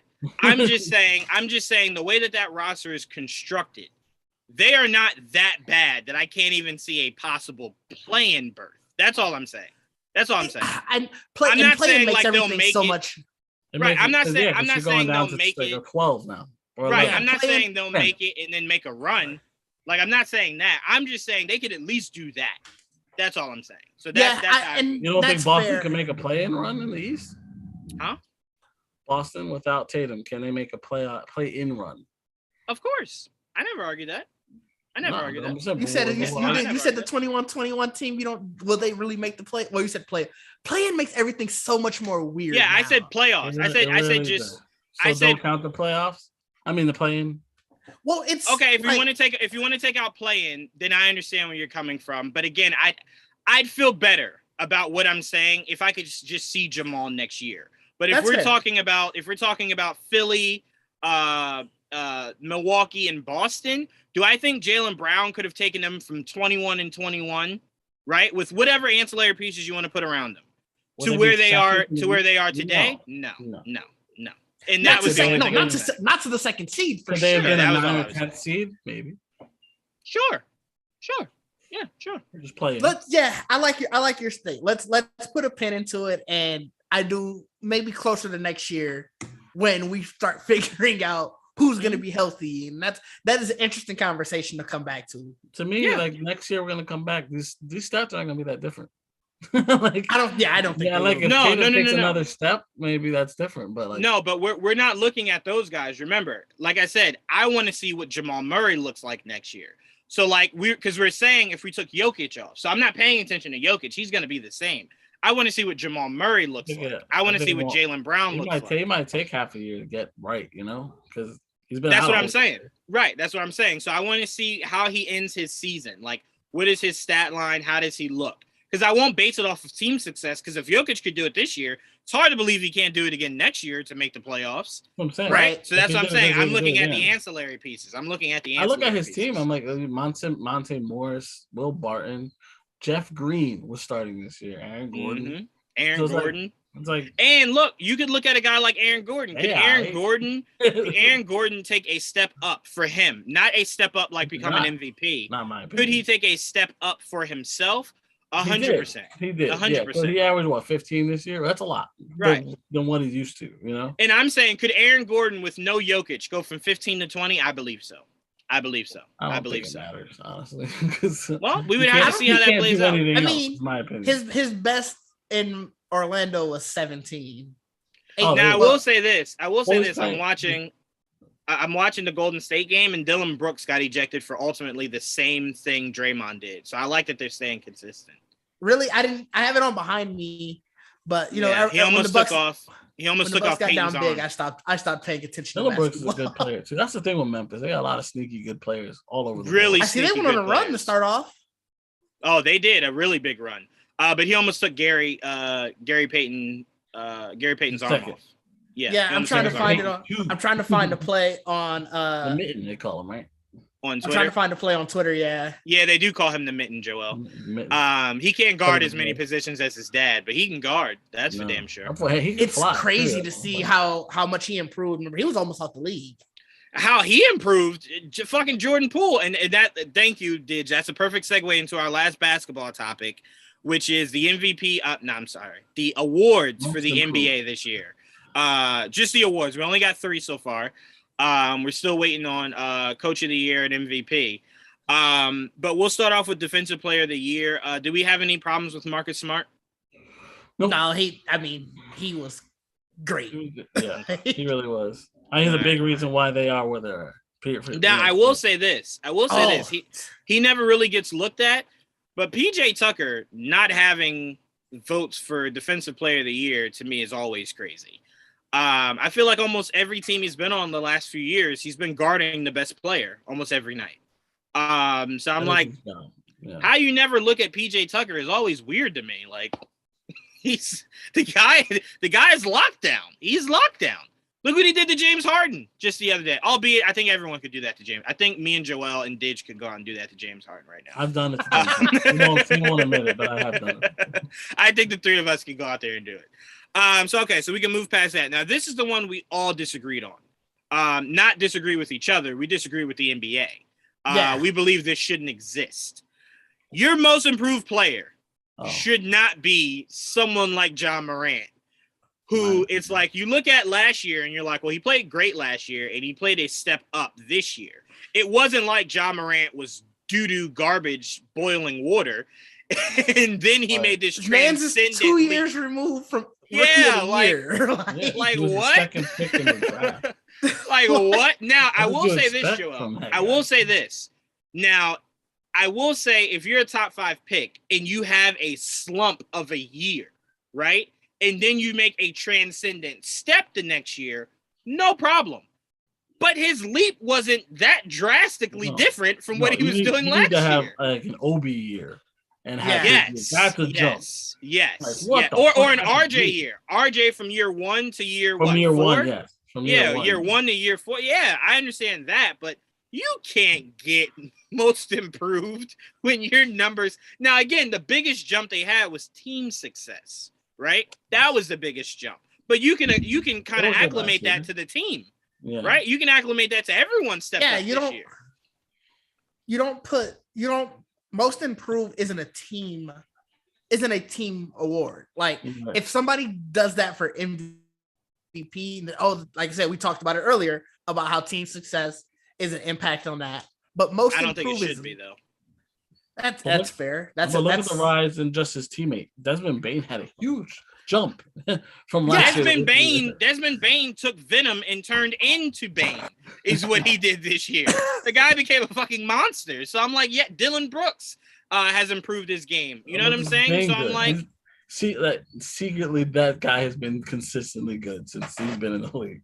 So I'm like, again, we're not arguing that Ja Morant is great, but we will argue that his improvement is only slight. Right. like it's only slight. Not a big his points to be most improved, like yeah. So I want to ask this, since we all agree that we wouldn't have given it to him, and I'll start here. I would have given it to Darius Garland. I would have given it to Garland. No one saw the Cavaliers. And you could make an argument that even if you did see the Cavaliers being better, you would have thought it would have came from Sexton. Right? You would have thought Sexton would have taken the next step forward and became that, started to tread his way to becoming an elite player. But Garland did it with no Sexton all year. And he did it with rotating guards. Rubio was there. Then Rondo was there. So I'm like, Garland to me is most improved from last year to this year. That's the pick I would go with. Joel, what pick would you go with for most improved? Jordan Poole. Okay. Jordan Poole, because that guy was barely in the rotation last year. It was in and out. I honestly remember times where I was sitting or I would put him in and out of the rotation. I wasn't sure if he was going to get minutes. He really broke out in the playoffs last year when you actually got to see what Jordan Poole might be able to do. And then this year, I do have to say it's hilarious because as you said that, he just airballed the layup. He did. Right as you said that. But no argument can really be had there. Jordan Poole still playing though. Right, that is true. Jordan Poole has turned himself into is starting to turn himself into an elite player. And one that you look at and you can't go, well, he's just a cog in the wheel. He's starting to make himself look like the fucking wheel out there.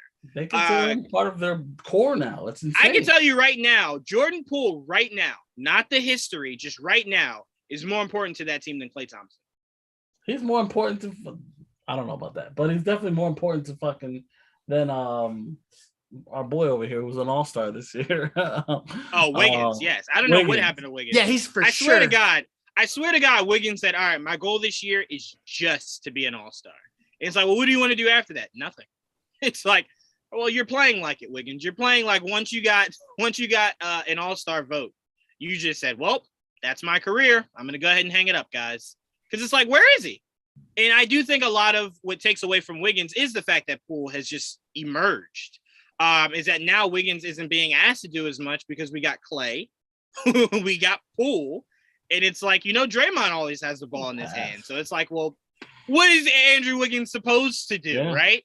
He's part of the depth lineup now, which is crazy. Right. And essentially, he's now being looked at. And look, if I was Wiggins, even though he's going to be a free agent next year, if I was Wiggins and I stayed part of this team and the team is able to keep, obviously, everybody, including Jordan Poole, what I would try to do if I was Wiggins is just become an elite defender, right? Become the 3-and-D guy. That's it. I became an all-star once. Sure, if the chance is being given, I can become an all-star again. But to me, just become an elite defender, and that will help solidify your role. I mean, shit, I always say, Didge, I always said the one player that I always look at their career, and I'm very curious how it turned out to be what it was, is Andre Iguodala. People forget Andre Iguodala and Lou Will in the Philly days. That man was a monster. He was putting up 30 points, right? I Iguodala in the Philly days. I mean, I hated Philly, but I loved him. Right, I loved Andre Iguodala, right? And then he went to Denver. He went to Denver, and then it started to be his decline of just becoming a one-dimensional player. He was never asked to drop 30 points a game anymore after that. And then once he got to Golden State, it was solidified. Just play defense. It was more Golden State, where he became more of a role player. But because Denver, I remember he was still kind of like, I'm the man. He was trying to be. That's for sure. But he'll never eclipse his Sixer days. Those were like, I am the shiz niz biz. Much younger than they suck. For sure. I mean, no, remember that one year they played Miami the first round. And they were giving it to Miami. He was always a flash in the pan. Because if you look at his numbers, I remember I've had this conversation. I remember looking up his numbers before. His numbers in Philly, they were never best in the league type thing. He was always like flash in the pan. He was always like a number 2, number 3. Mm-hmm. And it's just as he got to Golden State, well, first Denver, then Golden State, it seemed like more so he was sort of settling into whatever his role needed to be. Right. Yeah.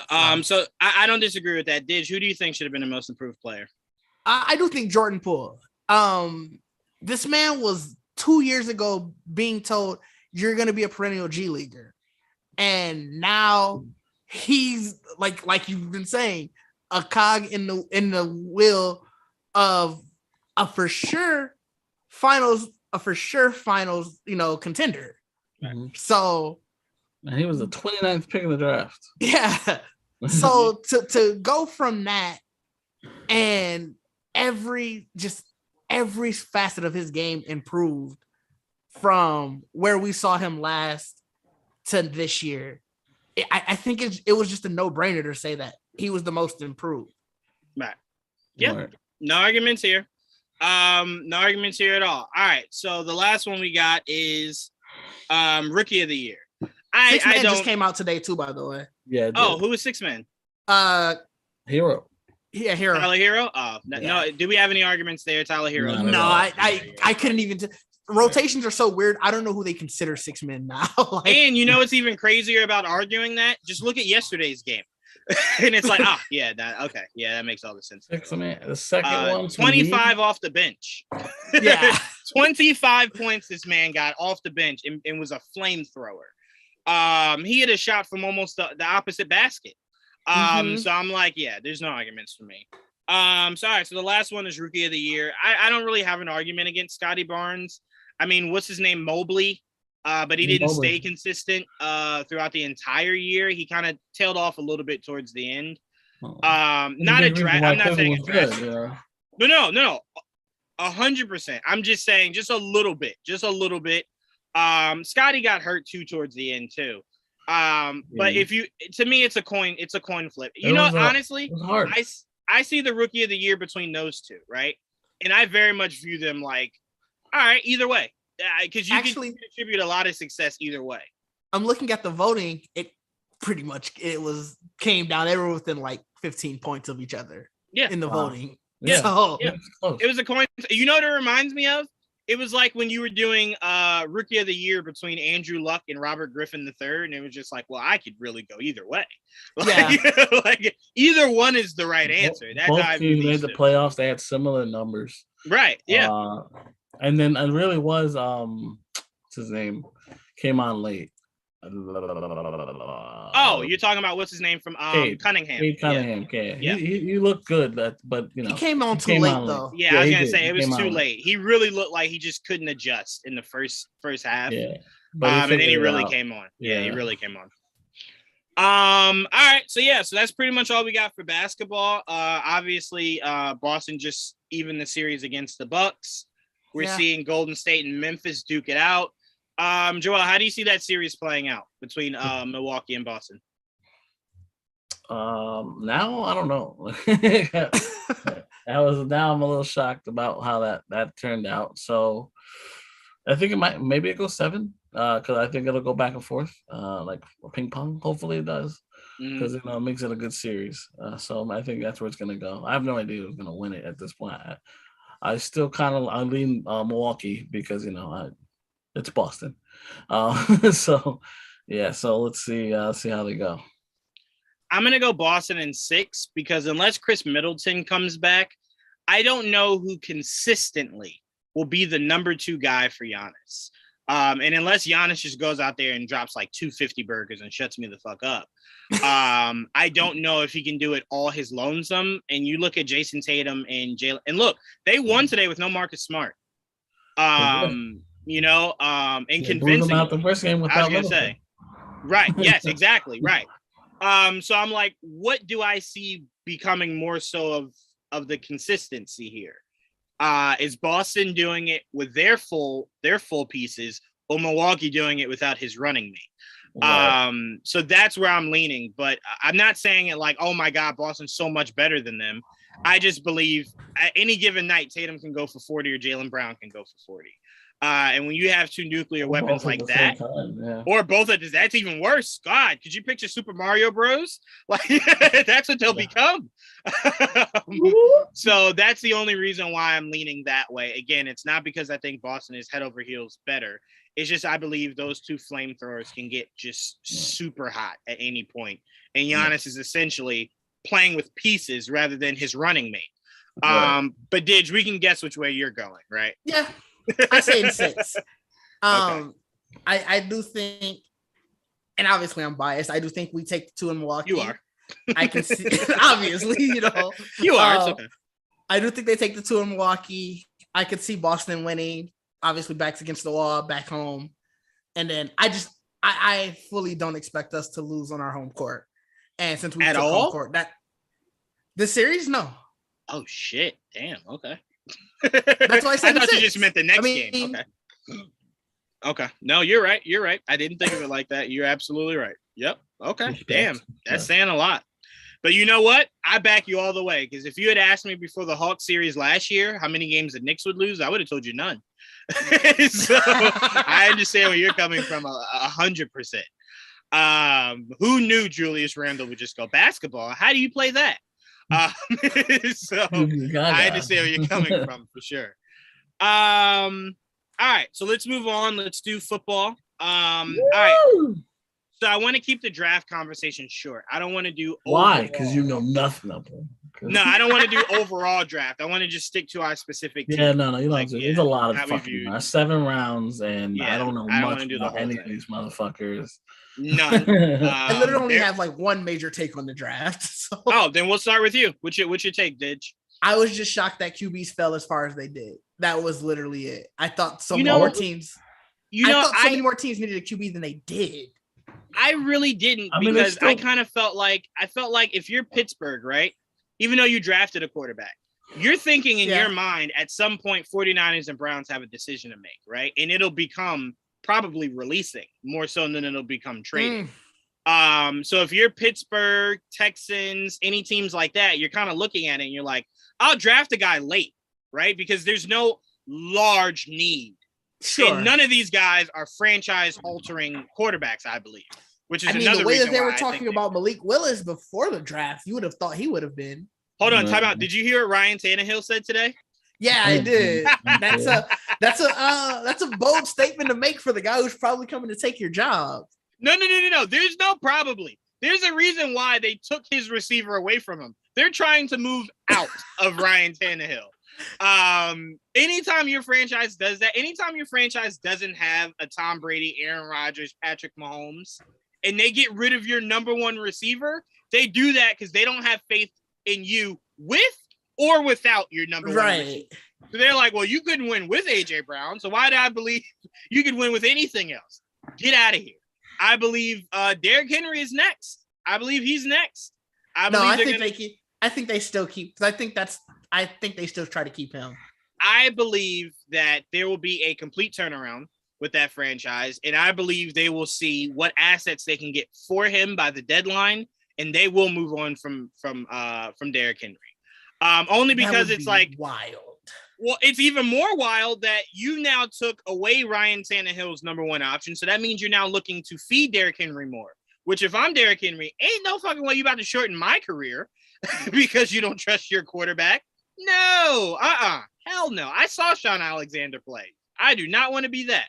So no. So no. Sean Alexander honestly was looked at the same way we look at Derrick Henry right now. And he played with Matt Hasselbeck. I remember, and then he disappeared. Yes, that's my point. Because he ran him into the ground. The Madden that he was on the cover on was like a milk carton. They lost him after that. that was in the heart of the Madden curse. That was, but to be fair, when your quarterback is Matt Hasselbeck, you're looked at to be like, oh, you got to run the shit out of this football. Yeah. Like, we're not throwing it. He looked like Tiki Barber. They got confused. They're like, that's not Sean. Yeah, that's not him. That's his brother. That's his variant. That's his His fake twin. Yeah. But yeah, no, so continue, Didge. I'm sorry. I just wanted to step in and say I think the reason why quarterbacks went so late is because you still have a few names out there that could be traded. So I think a lot of organizations are looking at, well, if we become desperate enough, we'll just give the Browns whatever they want for Baker, or we'll give the 49ers whatever they want for Jimmy Garoppolo. I thought, teams love to overpick for a quarterback. That's always we've talked about it many times already today about how the quarterback is sort of the position. And the way that they were hyping up Desmond Ridder and Malik Willis, I thought those two at least would go day one or day two. And I think they both lasted till the fourth round, if I remember correctly. Mm-hmm. I didn't see that coming. That was crazy, yeah. Especially Willis. Yeah. Remember, Willis, he got invited to the draft because they assumed he was going day one. Right. Mm-hmm. Right. So that just shocked me. But like other than that, this draft didn't seem like it was much. I mean, it was very wide receiver heavy. Well, but that was the thing I knew going in was like this draft is and it was one of those things you're like, you're probably not going to get a super game changer. But that's why I said more organizations should be bolder when they come to the draft. And what I mean by that is sometimes don't draft for a need, draft the best player, right? Because sometimes that one player could be a an organization turnaround, right? So Joel, we talked about it all the time. Like the Giants needed Saquon Barkley, right? Who was Saquon Barkley the best player in that draft? You can make an argument, maybe not, right? So that's why I'm saying sometimes you can't bend the knee to the need. You have to bend the knee to the best player. Wasn't the best player in that draft. So no, not at the time. No. I'm not even talking hindsight. I'm talking about because I don't remember that draft exactly, but in that draft was he the best player? That was more so a question than me stating it. I was asking, was he the best player? But yeah, I think this year a lot of teams just went with, hey, I'm gonna go best player available. I'm picking him. You know what I'm saying? And it leads me to our draft, Didge. People completely shitted on New England's draft. And I'm like, look, a lot of people shitted on Logan Mankins. He turned out to be an all-pro player. You know what I'm saying? And look, here's the thing about New England. I think Bill Belichick, I think he does this on purpose. And here's why. Bill Belichick is probably the only head coach in all of football history that will say, first round, you broke bitches. I don't do first round. All my all-time greats came from second round and on. Like Julian Edelman, second round and on. Malcolm Butler, undrafted. J.C. Jackson, I think he was later on in the draft.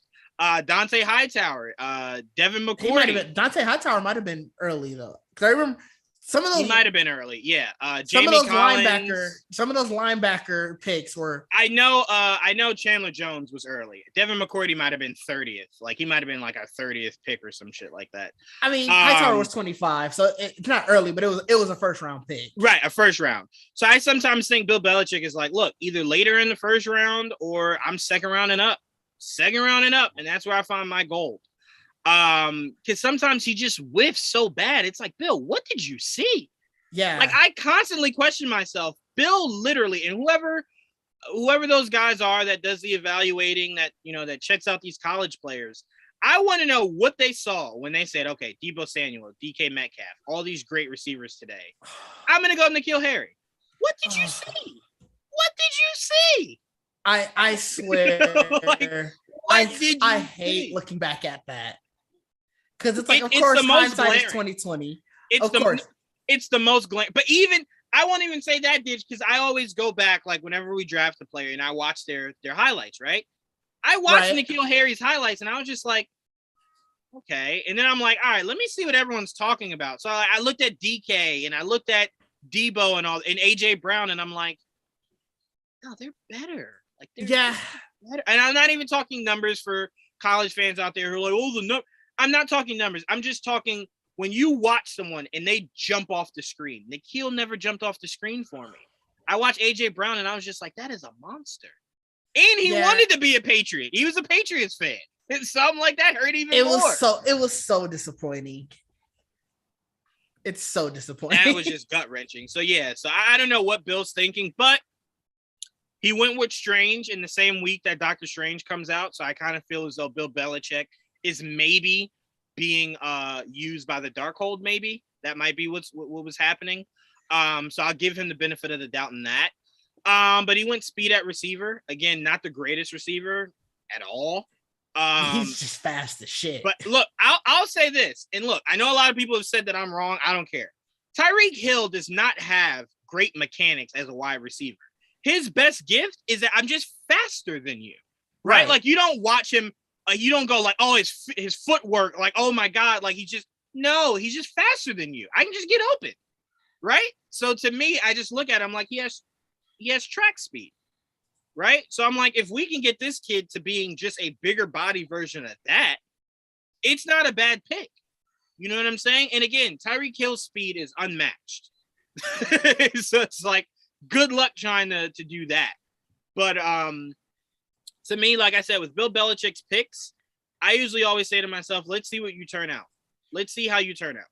Because that Strange could turn out to be an all-pro. You never know the way that Bill Belichick uses his pieces. So you never know. That is true.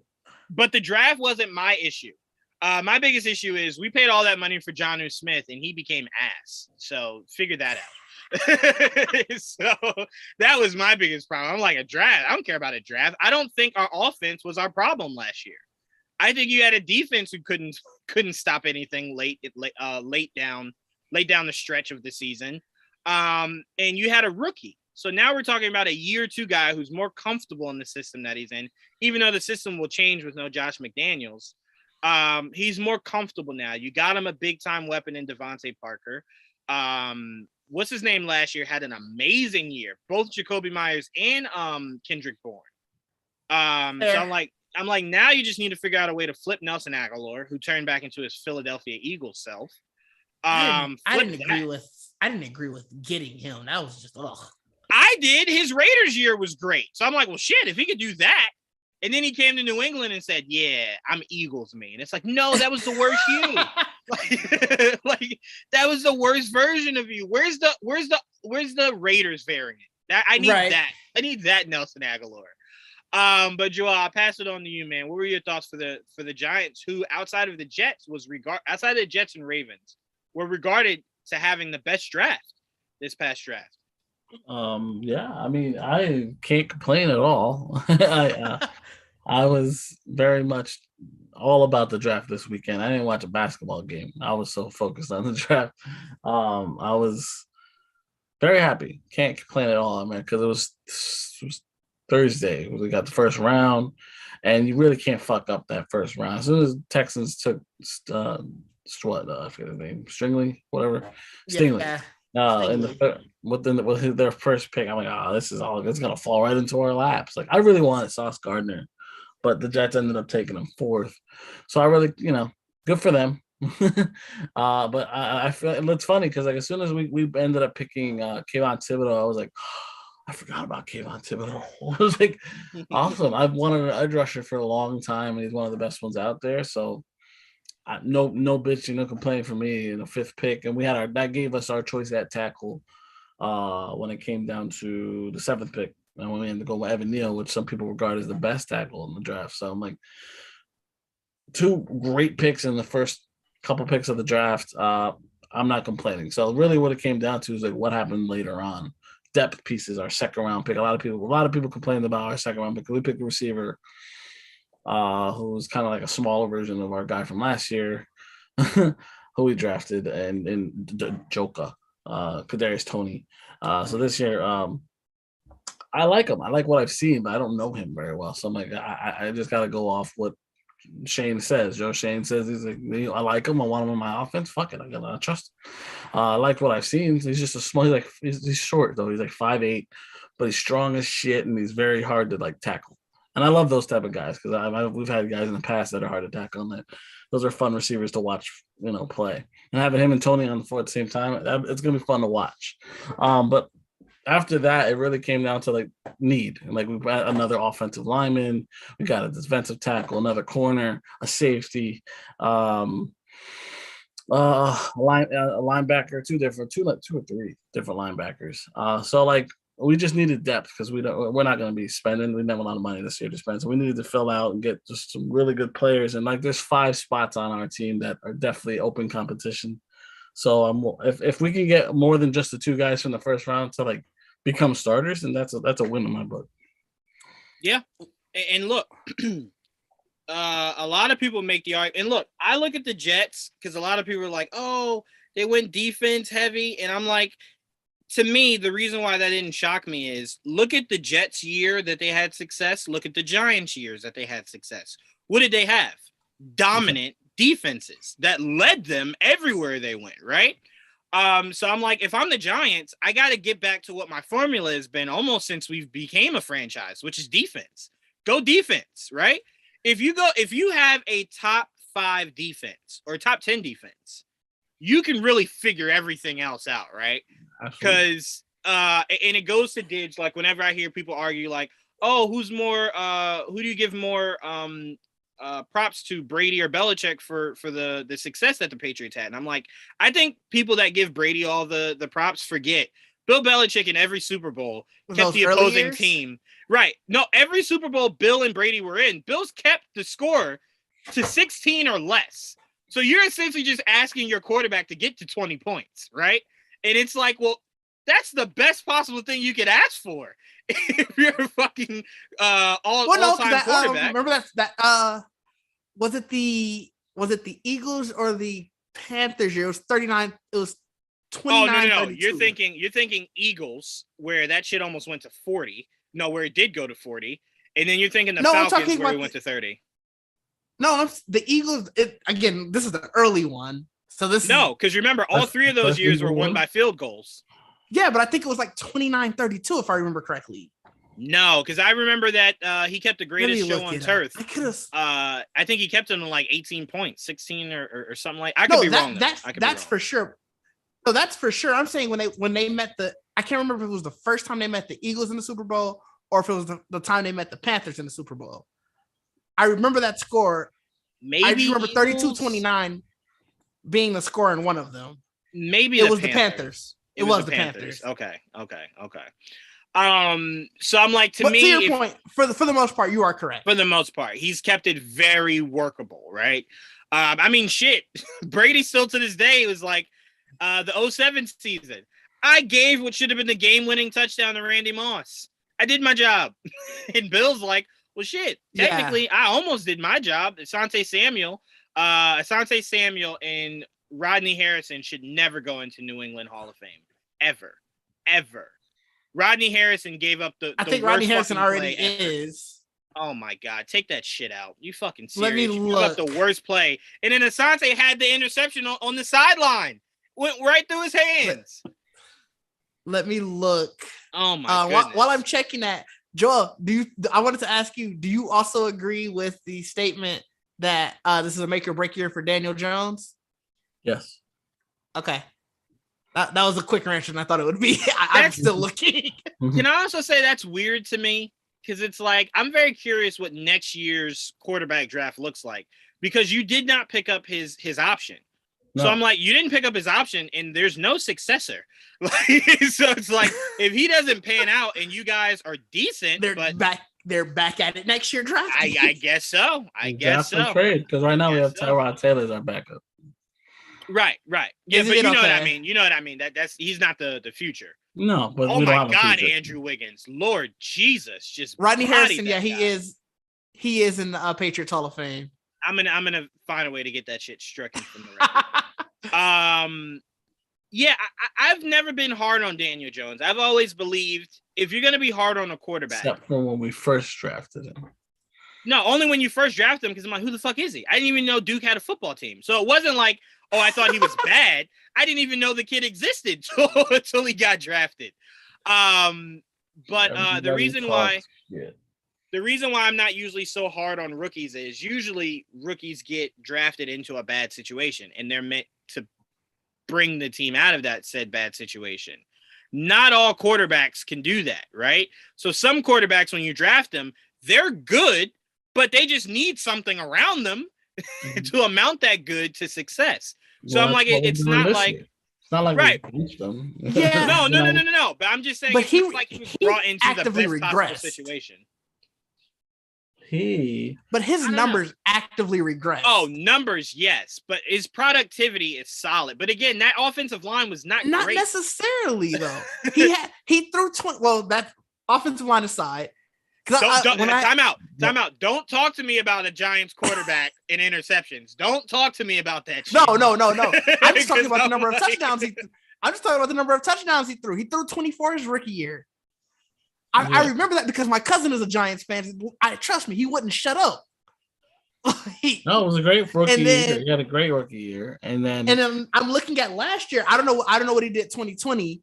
I don't know what he did 2020. Just like I said, I remember 2019 because my cousin wouldn't shut up. And I'm looking at last year's. He only threw 10. And last year we had the worst offense in the league. So it's like clearly, unless he was throwing the same, I don't know if that offense was the most uninventive offense I've ever seen in my entire life of watching football. It's like they didn't know how to run an offense. I'm not blaming it on him because I've seen him play well. They had a game with negative offense, right? They that offense is just shit. That's what I'm saying. That's showing clear regression. So it's like I don't know he has to take some. He has to take some. Last year is not his fault. I'm not putting it on Daniel Jones. He has to take some. You have to give him some blame. I would give Daniel James. I'm sorry. Go ahead, Joel.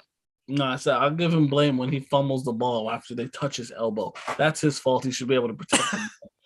But when they can't figure out a way to get him open, did he have a lot of fumbles last year?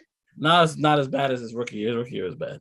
Well, I would put the blame at his feet if I could look at that team and go, well, dude, your defense is playing fucking lights out. They're keeping teams to 16, and you just have to not fuck it up, right? Then I'm like, all right, the blame is all on you. But you could make a case that since he's been drafted, that's been a very inconsistent team. Their defense has gotten better this past year, but it's been very inconsistent. Like last year.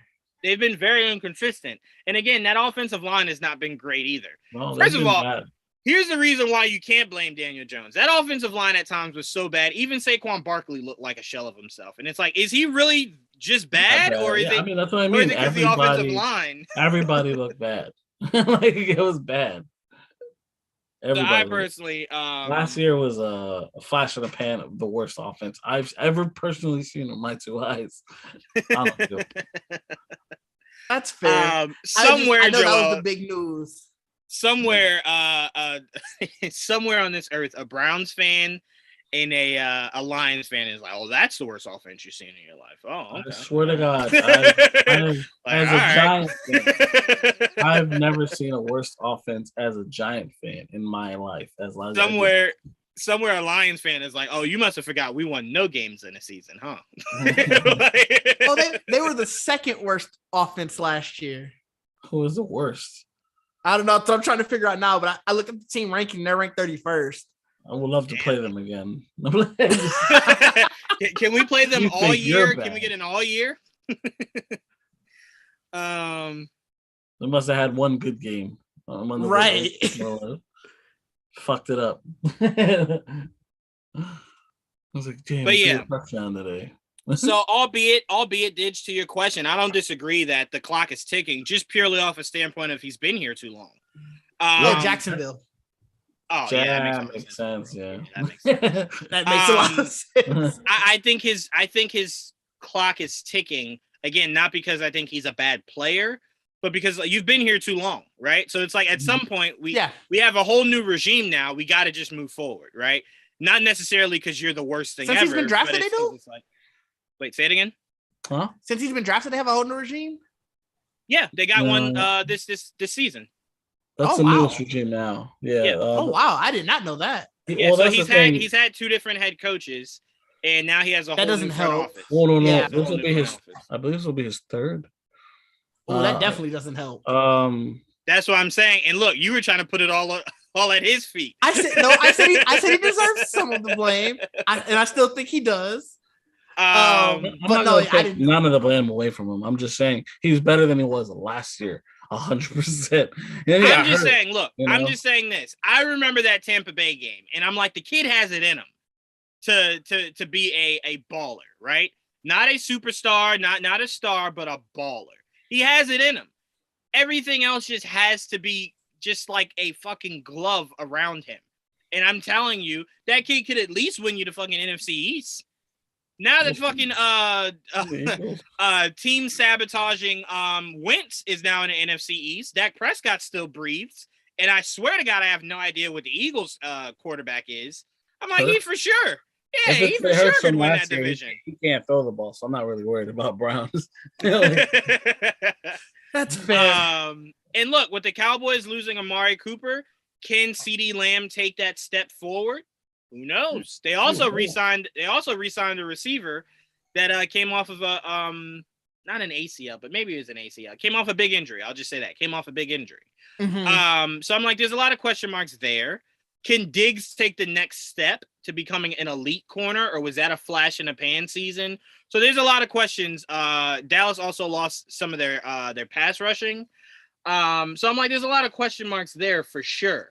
So I'm like, can the Giants win the NFC East next year? Yeah.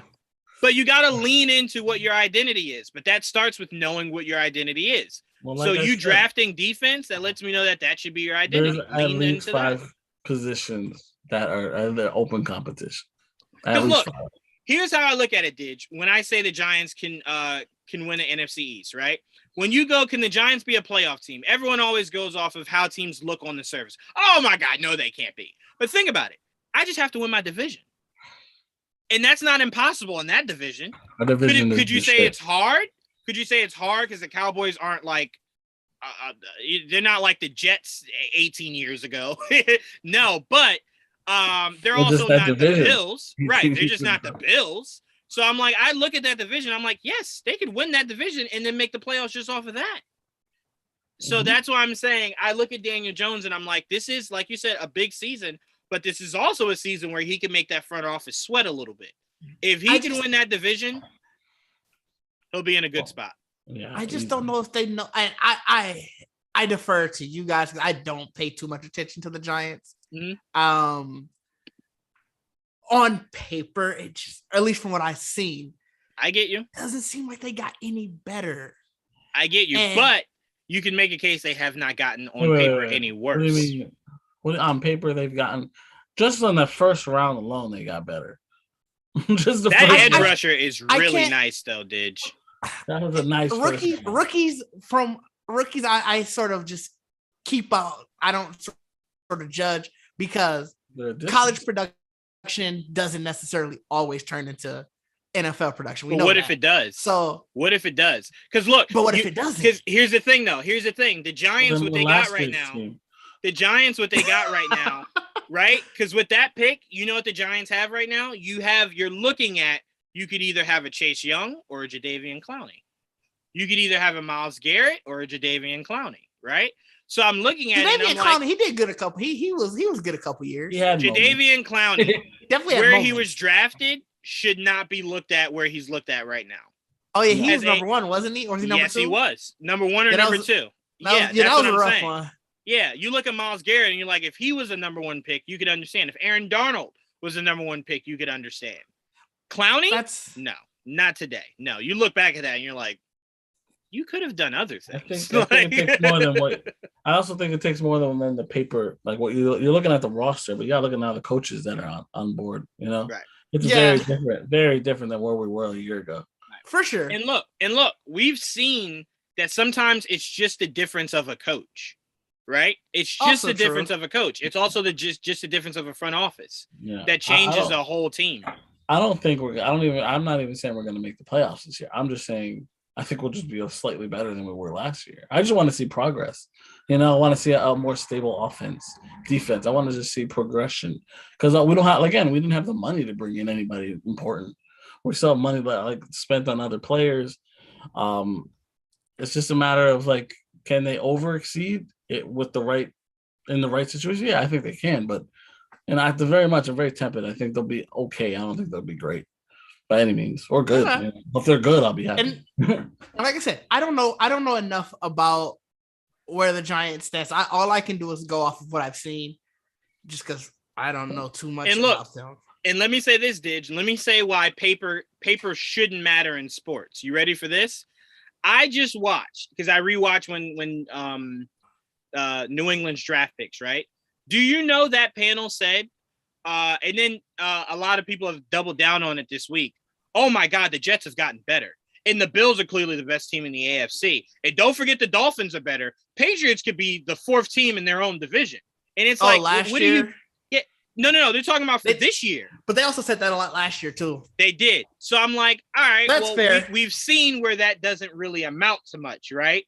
So I'm you right. Look at it and you're like, things have to fall in line for that to really come to light. On paper, the Patriots have done the least to improve. On paper, they're the worst team in that division. On paper, they are 100%. But when's the last time Bill Belichick was number 4 in his division? It's been a while, right? Even last year, he wasn't number 4. Even the Cam Newton year, he wasn't number 4 in his own division. So I'm like, we haven't seen it. We haven't seen it. So I got a question. Because I do keep track of, like, even with football, I keep track of starters. Mm-hmm. Do you guys have holes in your lineup right now? Do you like open? Like I said, I have 5 positions where I think there's an open competition. Do you guys feel like there's open competition? I think that entire line is right now. We lost good defensive or offensive? Offensive line. That line is I think is going to be.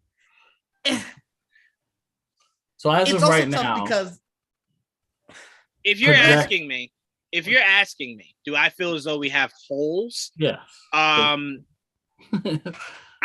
okay. Let me say this. Let me give the asterisk to this. I'm going to say no right now, only because when you get closer to training camp is where a lot of teams let go of some of their veteran players, and then you can go sign guys and fill in those said holes. What's I'm saying as of right now. Oh, as of right now. Okay. Yeah. As of right now. I'm sorry. Then yes. As of right now, like right now, I have 5. Like they're not holes. I have guys that can play there. I know that it's not a given that they're going to be day one starters. You know what I'm saying? That's what I mean. I think our line. I think that was one of our biggest question marks leaving last year. Okay. And I don't think as of right now, barring whatever happens with Cole Strange, I think they picked up a couple guys very late in the draft too. I think that's sort of still where we have some of the most questions at. It's just the offensive line. That's it. Yeah. Do you think Cole Strange starts? Yes, 100%. Yeah, I think he has no choice but to.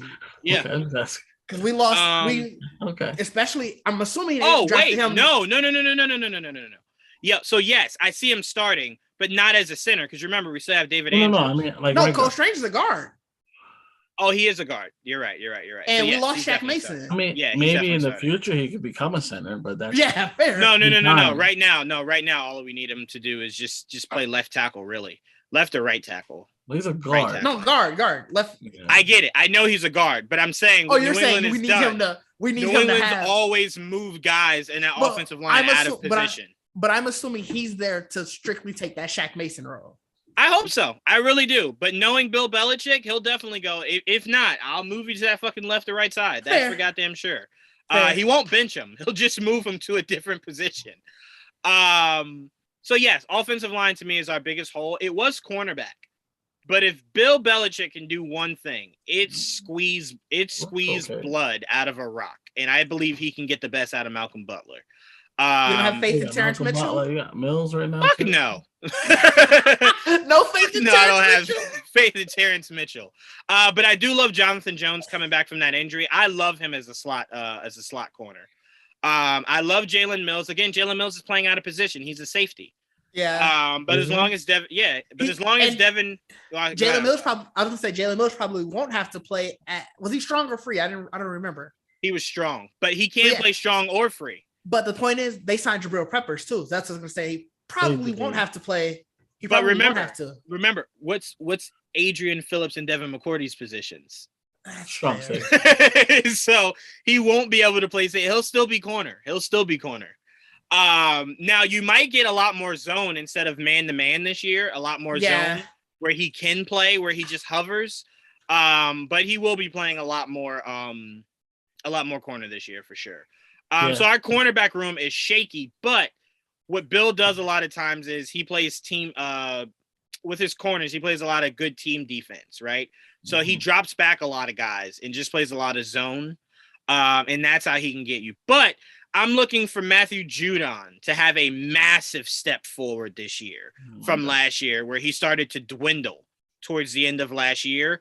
And if he can get a lot of pressure on the quarterback like he did to start last year, our corners should be okay.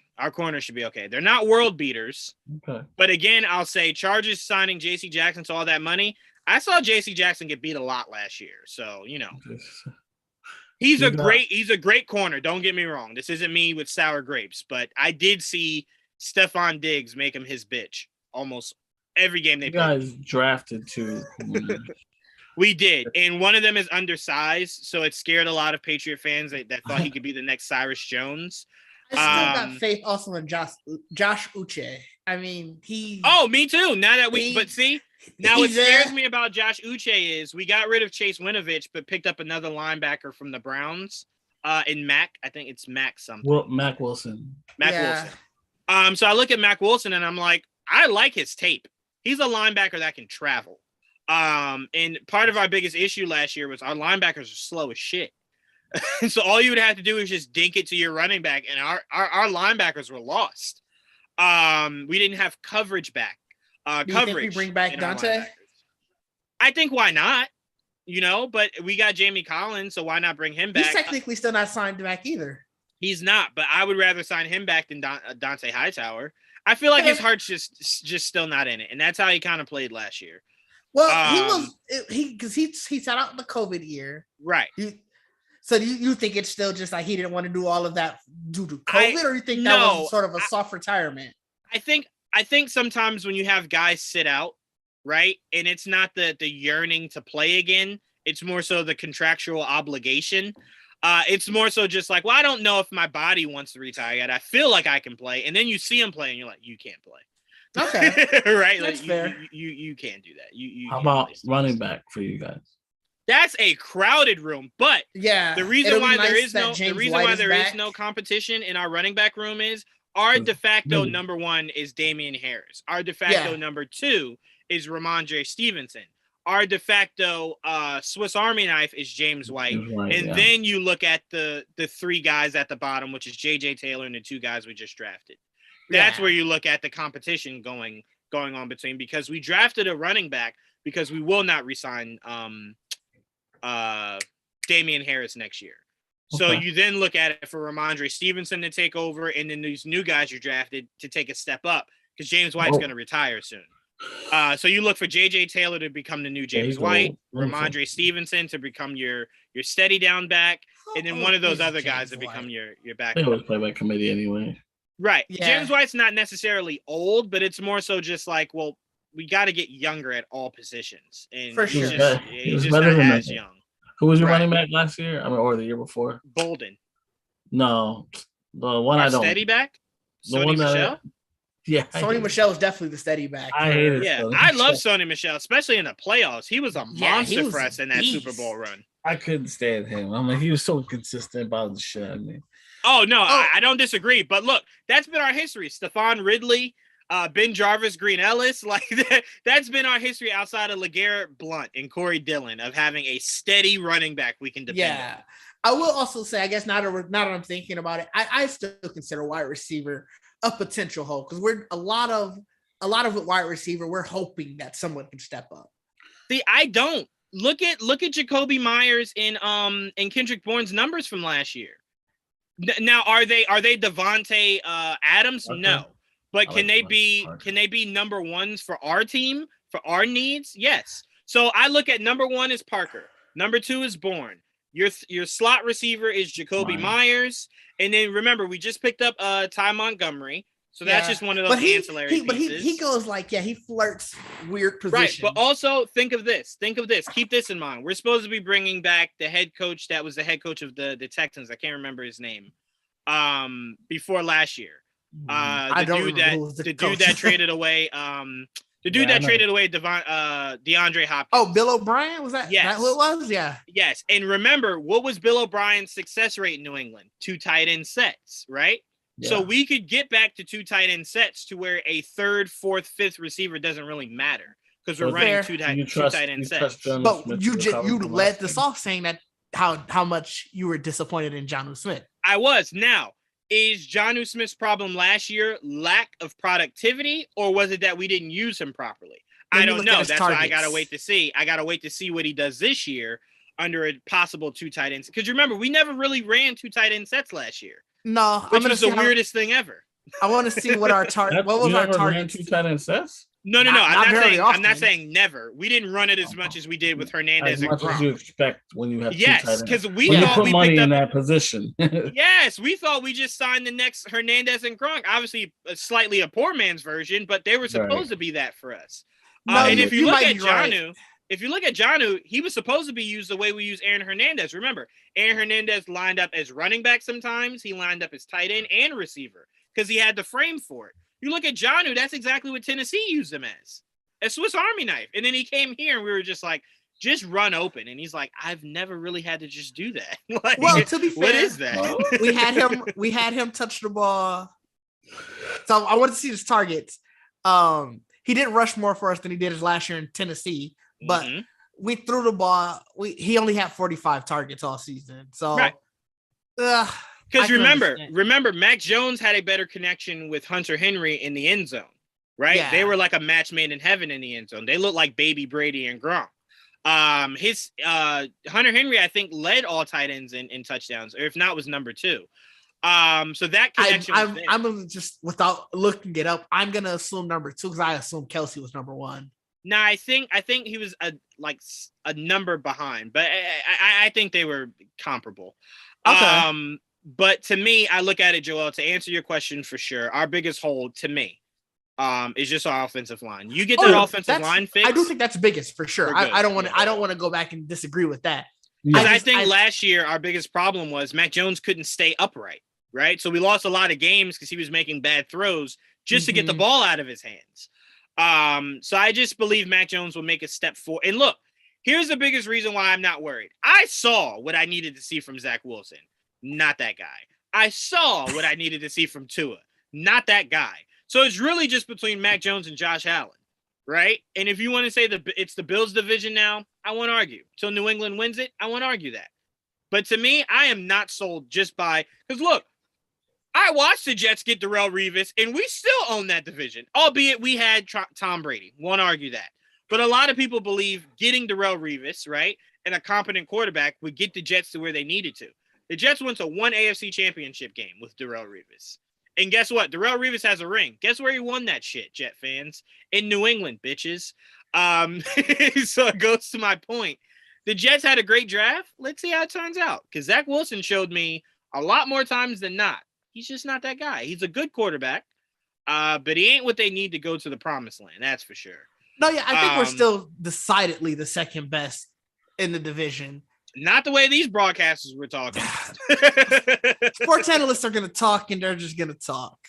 And what's funny is, and you know what I hate the most? I hate Nick Wright. I hate Nick Wright with every fiber of my being. Anybody that's a Patrick Mahomes and LeBron James diehard, I think I just have no choice. But Nick Wright's been high on Giannis lately. I just saw his whole... You want to know why? Because he's seeing the writing on the wall. LeBron's going to retire soon. I need another guy, right? I need my guy. If you listen to Shannon Sharp, he's doing the same exact thing. Talking about, oh, yeah, Giannis. Oh, yeah, look what Giannis is doing. Yeah, you're only saying that because LeBron's on his way out. You need another guy. And I'm not saying it like Giannis isn't great. I know what you mean, those two guys, they always need a guy. They can't ever go a team, a favorite team. They have to go guy.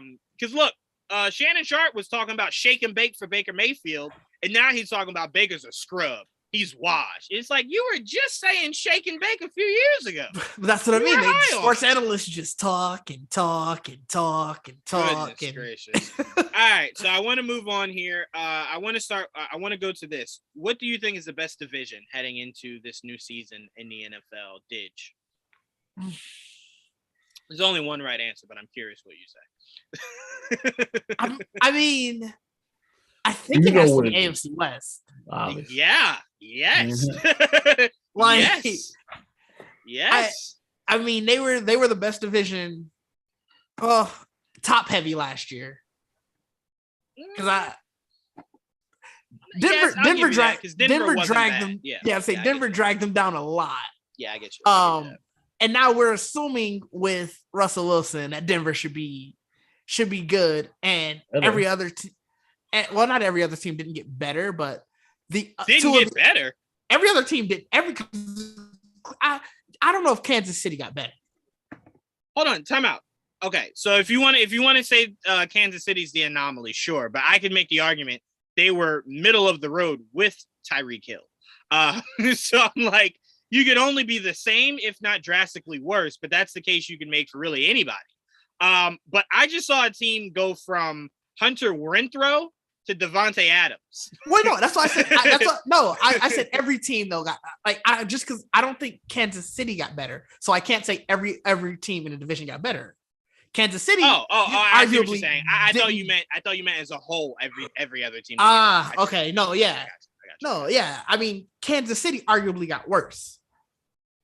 I won't say worse. Patrick Mahomes has shown that he is that motherfucker. So I would have to see it to believe that team is worse. But you're also going from your number one receiver from Tyreek to Juju. Mm-hmm. That's marketably worse. Now, let me ask you this: Did they have the best record in the NFL last year? No, I mean I don't remember. I'm pretty sure they did. Tennessee did. They did. Yeah. Tennessee did. So I'm like, with Tyreek Hill, you weren't the best team in the NFL. So if this year you're not the best team in the NFL, that's not a drop. They made it. They were definitely a top 4 seed. I'll give you that. Do I think they could be a top 4 seed this year? No, but it's not because they don't have Tyreek Hill. It's just because the rest of your division got that much better. So 3 people in your own division could be the top 3 seed in the NFL, in the AFC next year. So that's why. I don't think they got worse. I just think everybody else got so much better. I do think they got worse because, I mean, they were, a choke job away, basically, from the Super Bowl again. A choke? Oh, yes. Choke job. I was going to say, or do you not think that was a choke job? No, that was a choke job. Why did he throw that ball? It was first down, and you threw it 90 yards in double coverage. Yeah, so... and it wasn't even to Kels or Hill. It was to Hardman, I think. Yeah, I think it was. So I'm like, what are you doing? But yes, I'm sorry. Go ahead. No, so I mean, I don't know if, and it wouldn't surprise me with Patrick Mahomes being the quarterback for sure. I don't know if they're that level again this year because one, yes, everybody else got better, but they also still don't have that quick threat of Tyreek Hill anymore.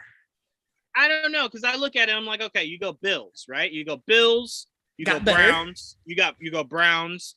Then you go 3 out of the 4 teams in their own division got a lot better, right? So I'm like, that's your top 4, top 5 right there. So I'm like, with Tyreek Hill, I still don't think you're better than those 5 teams that I just named. And then from there, it's like, well, it's open to anybody. But those 4 to 5 right there, you're fucked just with that.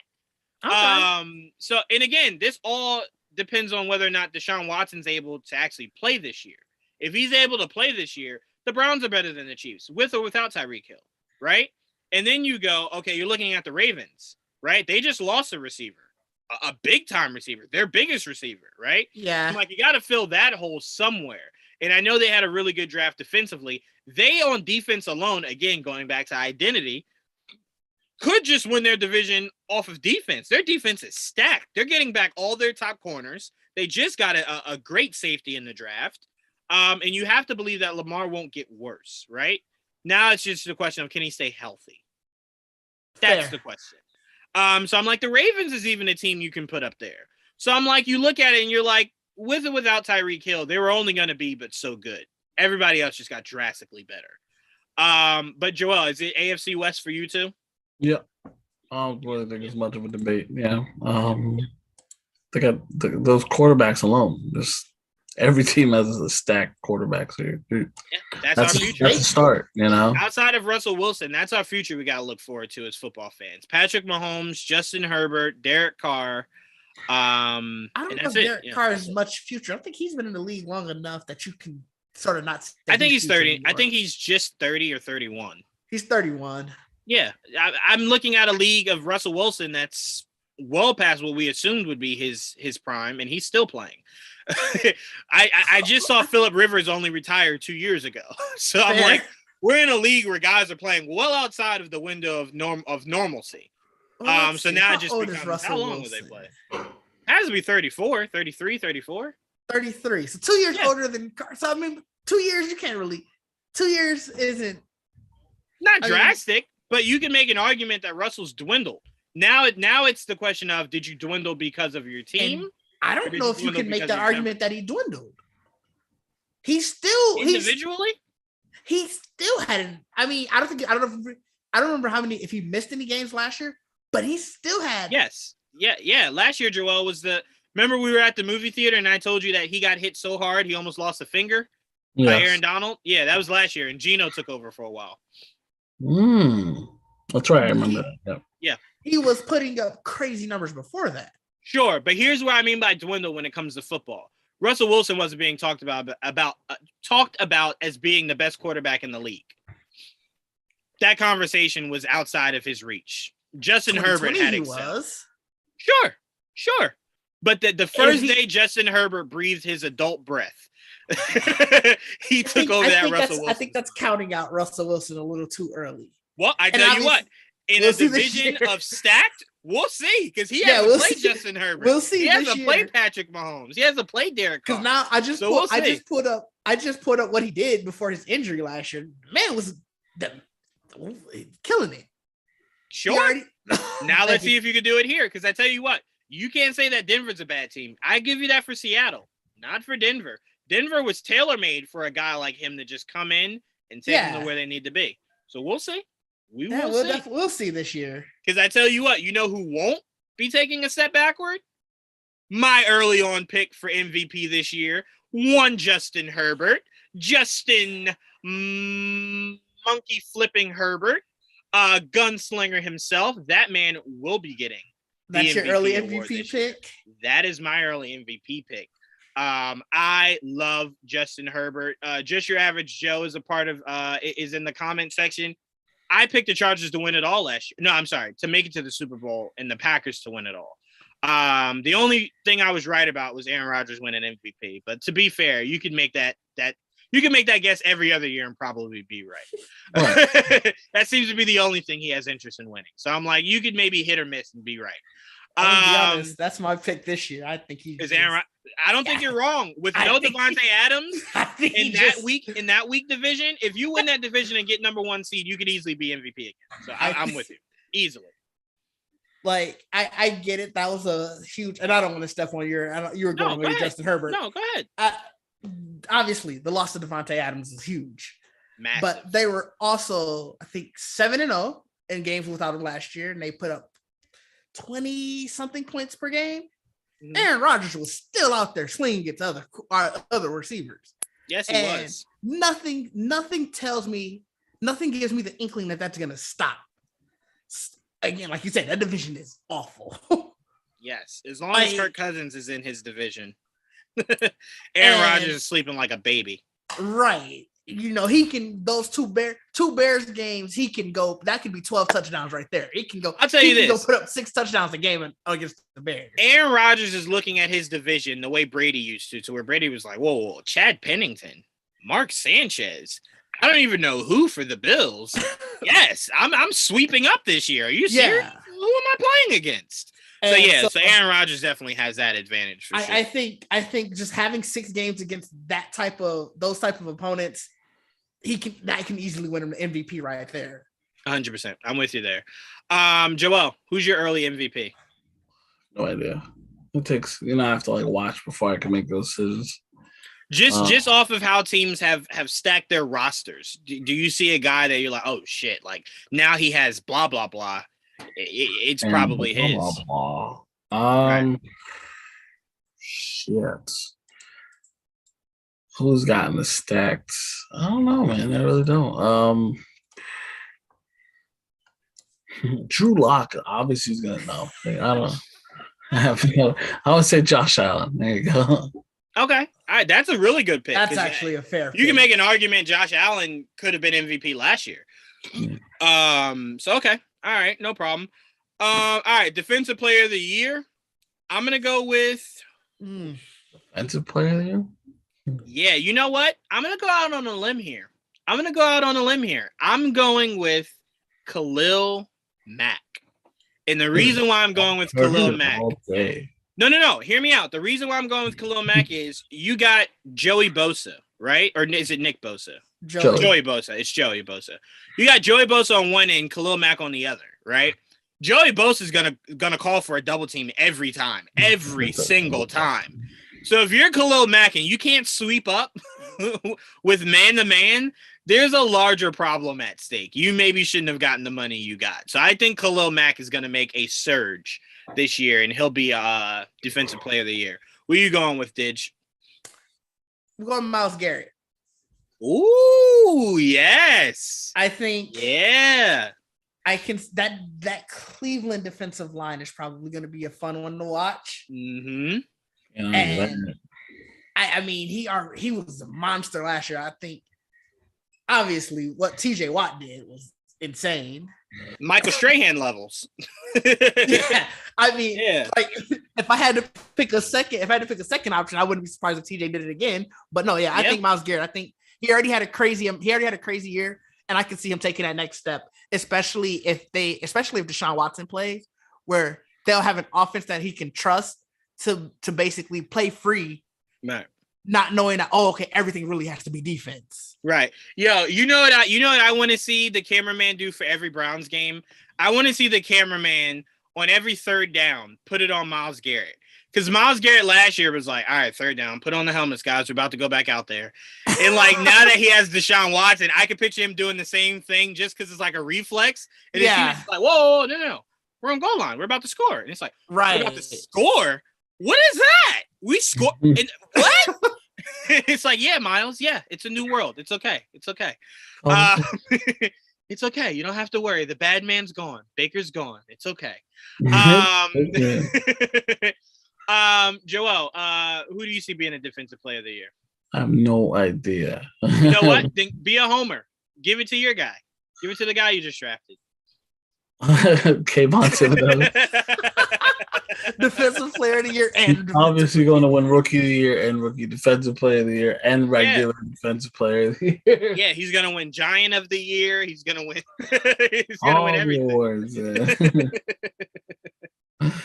it's okay if you don't have one. Like I said, these are early award predictions. That's fine. Yeah, I have no one in mind at the moment. My comeback player of the year is tricky because I don't know what they count Deshaun Watson as. Because I would consider him. Because I'm like, he didn't play because of injury. He did not play because of injury. Right. But if a player didn't play last year, wouldn't that be a comeback? Like, regardless of why he didn't play, wouldn't that be considered a comeback? So I'll leave Deshaun. Comeback. Right. I've been here for years. No, but I'll leave Deshaun Watson to you, Joel. And I'm actually going to go with Chase Young. I'm going Chase Young as my comeback player of the year. I think he's going to come back with a vengeance. He was doing really, really, really well for Washington last year before getting that horrible injury. So I can really see. You know what? I'm gonna go 1A, 1B. I'm sorry. I'm gonna go between Chase Young and Marcus Peters. Those are my 1A, 1B. Because Marcus Peters is an elite corner. And I could make a case that Marcus Peters is one of the best corners in the league when healthy.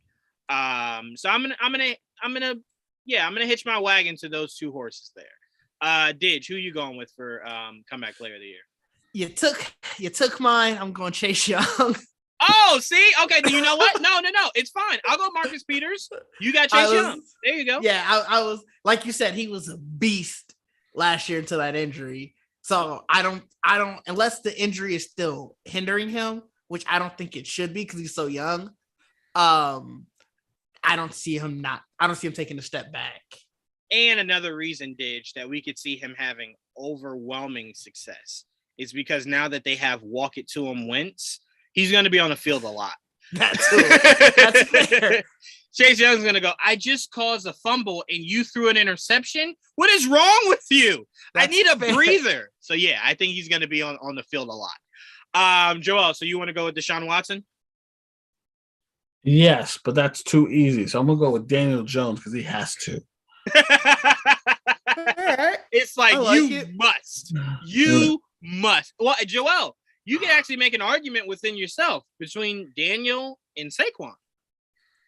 Yeah, but Daniel was out like the last half of the season. So it was like he wasn't playing. He was hurt. So it would actually be a real comeback. Saquon just didn't play well. And it was still, again, the offense was shit, so I'm not going to completely blame him, but I need Daniel to be comeback player of the year. So I'm willing it. All right, so let's go coach of the year. Didge, I'll start with you, so I can't take your answer this time. Go ahead. Oh, coach of the year. That's a tough one. All these have been tough, honestly. Man, yeah, they have. You're really grasping at straws. So, with coach of the year, I'm going to assume that Denver. I'm going to assume they have a good turnaround. Okay. You know, to be fair, I gotta look and see who's Denver's coach this year. My coach of the year is gonna shock you guys. You want me to go while you're looking that up? Yeah, go ahead while I get the name, so I can at least. My coach of the year is gonna really shock you guys. My coach of the year is Mike Tomlin. Mike Tomlin is gonna get coach of the year. Why? Because you look at that roster and you go, yeah, what the fuck are they about to do? They're about to be in the lottery next year. He's gonna will that team to a playoff spot. No, you know what I mean. They're gonna get a top 5 pick. It's gonna be Todd Bowles because they're gonna win a Super Bowl, and it's Nathaniel Hackett is Denver's Nathaniel coach. Hackett. Got you. I did not know that. So you're going Nathaniel Hackett. But I do think, to be fair, Didge, just I think Denver's gonna have a good turnaround. I was gonna say, to be fair, with Russell Wilson as your quarterback, anyone could be your head coach, and it's like, you have a shot. That's the thing. I just think Denver's gonna have a good turnaround. And while I don't know if you can consider it being he had like the greatest head coaching job just because they did pick up Russell Wilson. Mm-hmm. I guess they usually give it to the teams that have the best turnaround. So that's what I'm saying. That's what it should be. Coach of the year. If your team is stacked and they just live up to that stacked potential, it's like, well, really, what did you do there? You just lived up to what you should be doing. Right. But a team that you look at and you're like, well, you were garbage last year, like hot doo-doo water garbage. Then it's like, yeah, that's a turnaround. Just like how I believe Brady should have got coach of the year his first year in Tampa. Like, yeah, that was a massive turnaround. A team that was middle of the road that didn't win the Super Bowl in their own home. It's fucking coach of the year, MVP, comeback player of the year, everything. He should have assembled his Infinity NFL Awards gauntlet that year. Right. So, yeah, I'm going Mike Tomlin. I think Mike Tomlin – and a lot of people believe that Mike Tomlin could be in the running for Baker if he's released. So I'm like, you add Baker to that team can't be any worse than what they would be without Baker, right? You have to imagine that. They can't be any worse than Mitchell Trubisky being your quarterback. Yeah. Trubisky. God, have to imagine. That's horrible. Have to imagine that. Kenny Pickett, come on down. So that's my right. And look, that kid could be a stud. That kid could really be a stud. And then we're looking at it and we're like, oh, well, there you go. So for me, that's what I'm going with. I'm going with Mike Tomlin. Who are you going with, Joel? Yeah. I'm sitting here thinking, I'm like, what team can make the biggest jump from last year that was not like, it was almost good, not good enough. Mm-hmm. I'm like sitting here and I just can't fucking put my finger on it. I can help you. It'll be one you won't want to physically say, but I can help you with the name, Joel. Eagles. You have to imagine adding A.J. Brown to Smith. You're right. You have to take a massive step. Or if you want, Joel, you can go Miami. adding Tyreek Hill. I will go Miami. Fuck Philadelphia. Yeah, not like I said. I figured you wouldn't want to say it, but it is a team that can make a massive step. Mike McDaniel would be a good one. You know what? I don't like saying them either, but the Jets too. I mean, I like their draft. Mm-hmm. Maybe they make a jump. Robert Saleh. I don't hate him. You know. Yeah, I didn't really know what to make of his coaching last year. So he very likely could, because Zach Wilson did show some points of last year where he's like, moments. Oh, they got some guys back that were hurt last year. That were just like, look, that one New England game, just the one New England game where Zach Wilson forgot which jersey he played for. I was just like, yeah, this is run-of-the-mill Jets quarterbacks. I'm used to this. I'm used to Jets quarterbacks loving to throw to our corners.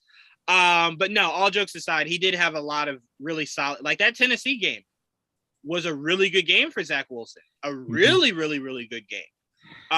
So I'm like, yeah, he could definitely make a lot of himself next year. And look, that coach could definitely make something out of himself. So I'm with you there, Joe. So are you going Jets or Dolphins? I'm gonna say Jets. That's a more, underdog pick. Okay. So rookie of the year, I'm going with Joel's new defensive end. I think he is going to, between him or Sauce, but to say Sauce means two times out of next year he has to do it against us, and I'm not willing to give him that. So I'm going with the new Tibbs in New York. I like it.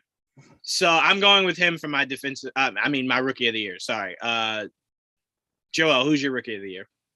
There's so many good choices. Offensive or defensive?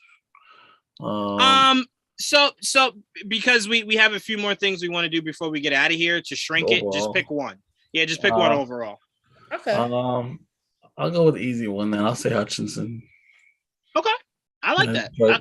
I like that a lot. And look, he's a rookie. I don't believe in unless you draft Andrew Luck, and then it's like, well, right. I mean, come on. But outside of that, mostly rookies aren't that easy to call. Because sometimes it depends on the system they go into, the franchise they go into, how they're utilized. But there are a few players that it's just like it doesn't matter where he goes. He's gonna be that's one of them. Garrett Wilson from the Jets. I like that one. I like him too. So I mean, that was a good pick. Yeah, I like him. So it's like there's a few you can go with. So Didge, what are you going with? Trayvon Walker, and I know it's easy to see. Okay, easy, obviously, not even just because he's the number one pick, just that Georgia defense. I know you said you don't watch college. That Georgia defense was so fucking amazing. And they did have 20 motherfuckers. He was the best player. Like that defense in the they were so dominant, and he was definitely the best player on that defense. So like even if he would have went third, fourth, I think he's gonna easily translate to the NFL. I look forward to seeing him play in Jacksonville. I do. That's his only knock. Jacksonville they'll give him plenty of chances on where he's at. Yeah. All right. So the last one is Offensive Player of the Year. All right. So Offensive Player of the Year, I'm going with.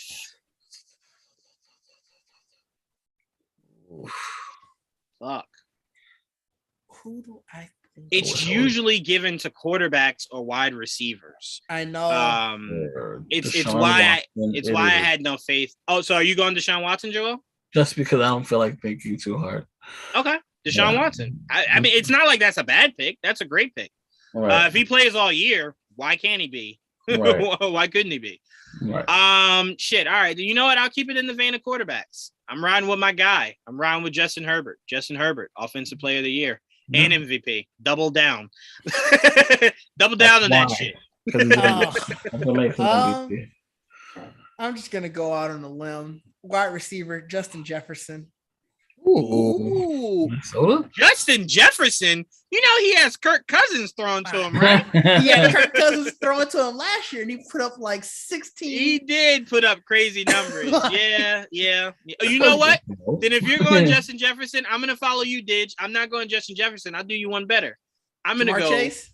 Jamar Chase. I thought about it. I thought about doing Jamar Chase. Yeah, that team's gonna play with a vengeance. That team is gonna play with a vengeance. They know they were an offensive line away from winning that Super Bowl. Oh, for sure. An offensive line away from it. Did you see the replays of the last one? He could have literally got the ball off. He all he needs to do is be able to get the ball off. Yep. And that was it. And I still to this day can't figure out how that wasn't a pass interference against his tight end in the end zone. The end zone of that Super Bowl. So I'm like, yeah, that team is definitely going to be right back in the thick of it for sure. All right, so then let's go to these last few, and then we're getting out of here. Best quarterback in the NFL, Joel. Ooh-wee. That's a bold statement. Mm-hmm. Right now, mm-hmm. I hate him so much. I feel I'm not going to choose him. Say it. Just say it, Joel. Say it with your heart. I'm going to say it's still fucking Aaron Rodgers. Yes. Yeah. Yes. Yeah. Yes. Aaron Rodgers might go down as one of the cockiest, non-winning motherfuckers I've ever seen in my life.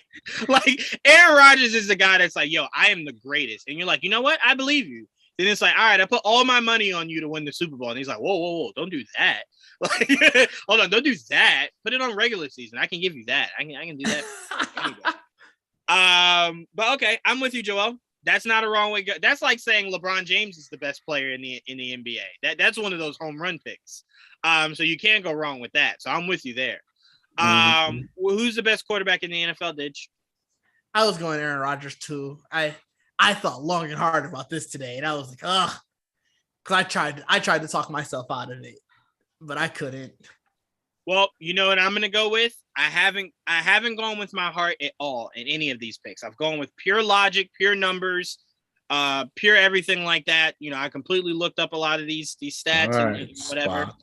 My heart is telling me that the best quarterback in the NFL, I don't give a damn what you say, Joel. Who? Mac Jones. Who? Mac Jones. Mac Jones will be the best quarterback in the NFL next year. I said it. There you go. I said it. I'm not mad at it. Mac Jones! Patriots fan. I'll take it. As a fellow Patriots fan, I thought we were being realistic. That's not fair. Let's have it. You put Daniel Jones on your list somewhere in here. I can put Mac Jones. Yeah, but I need him to be good. Just good. What the fuck do you think I need Mac Jones to be? Daniel Jones is gonna be the best quarterback in the Hey, season. I'll take it. I you know what? I'm not gonna follow you in it, but you know what? 1B. Let's go. Yeah, 1B. You're like, yeah, I'm watching you from outside. I'm not coming in, but I'm watching you from outside. Like, yeah, do you think? All right, best wide receiver. I am going the man I believe has been and still is the best wide receiver in all of the NFL. Kill Harry. Yeah, in his fucking nightmares. Not even in his dreams. That's how bad he is. Anyway, I'm going with Keenan Allen. Keenan. Oh yeah, you told me that. That's the right. best feet in all of the NFL. Keenan Allen will be my best wide receiver in the NFL next year. Didge, who you putting up for wide receiver? I just put him as offensive player because I thought we were saying like as of now, but I already just put him as offensive player of the year, so I got to go Justin Jefferson.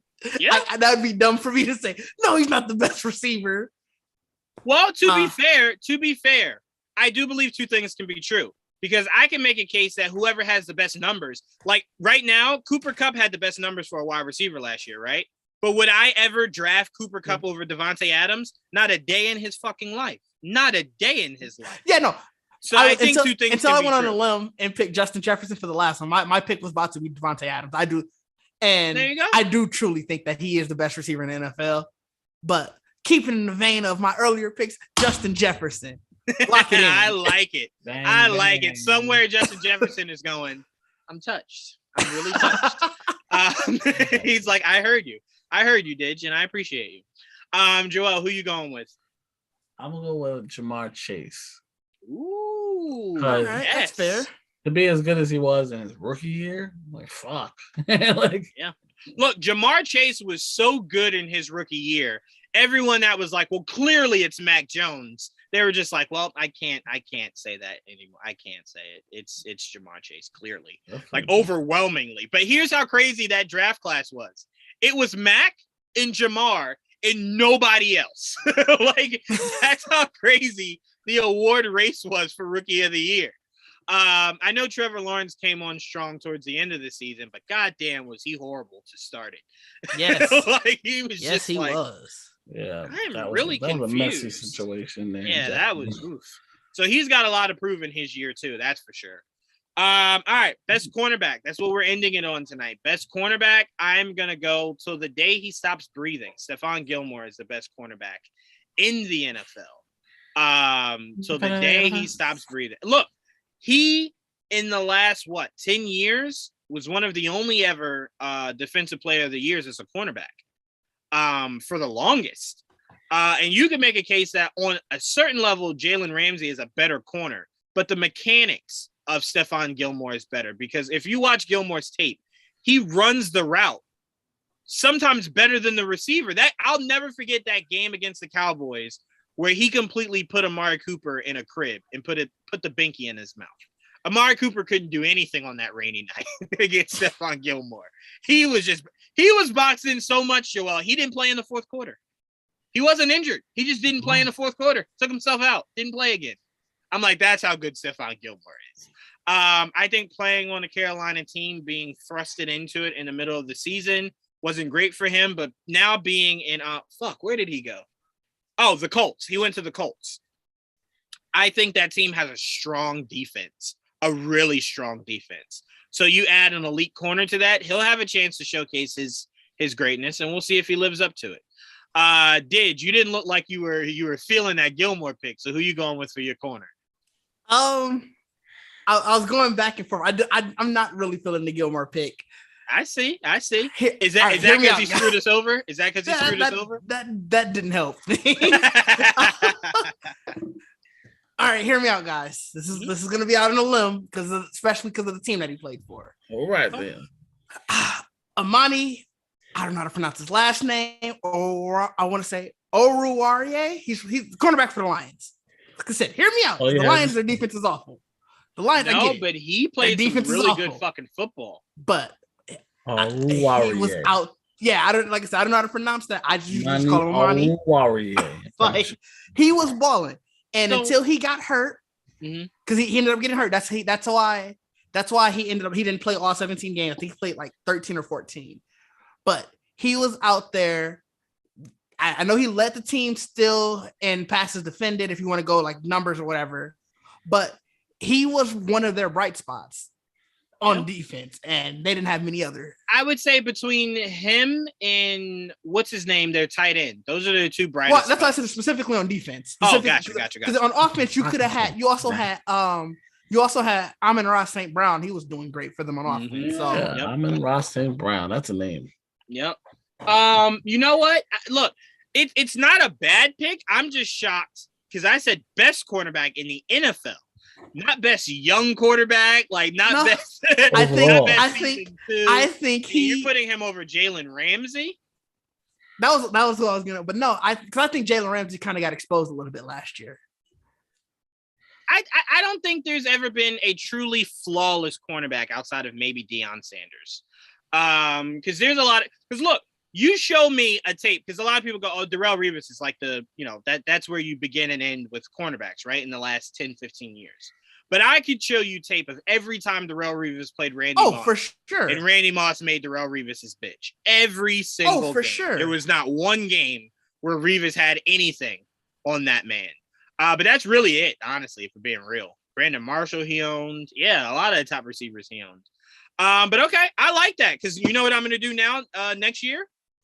I'll be watching Lions football to see what he looks like. I'll be watching. I'll be watching. Hopefully he does not make me look dumb there. No, and again, I want to make this clear. I am only watching him. So I'm not going to say like, oh my God, they lost or I'm just watching for him. Just individually, I'm watching for him. Joel, who you going with?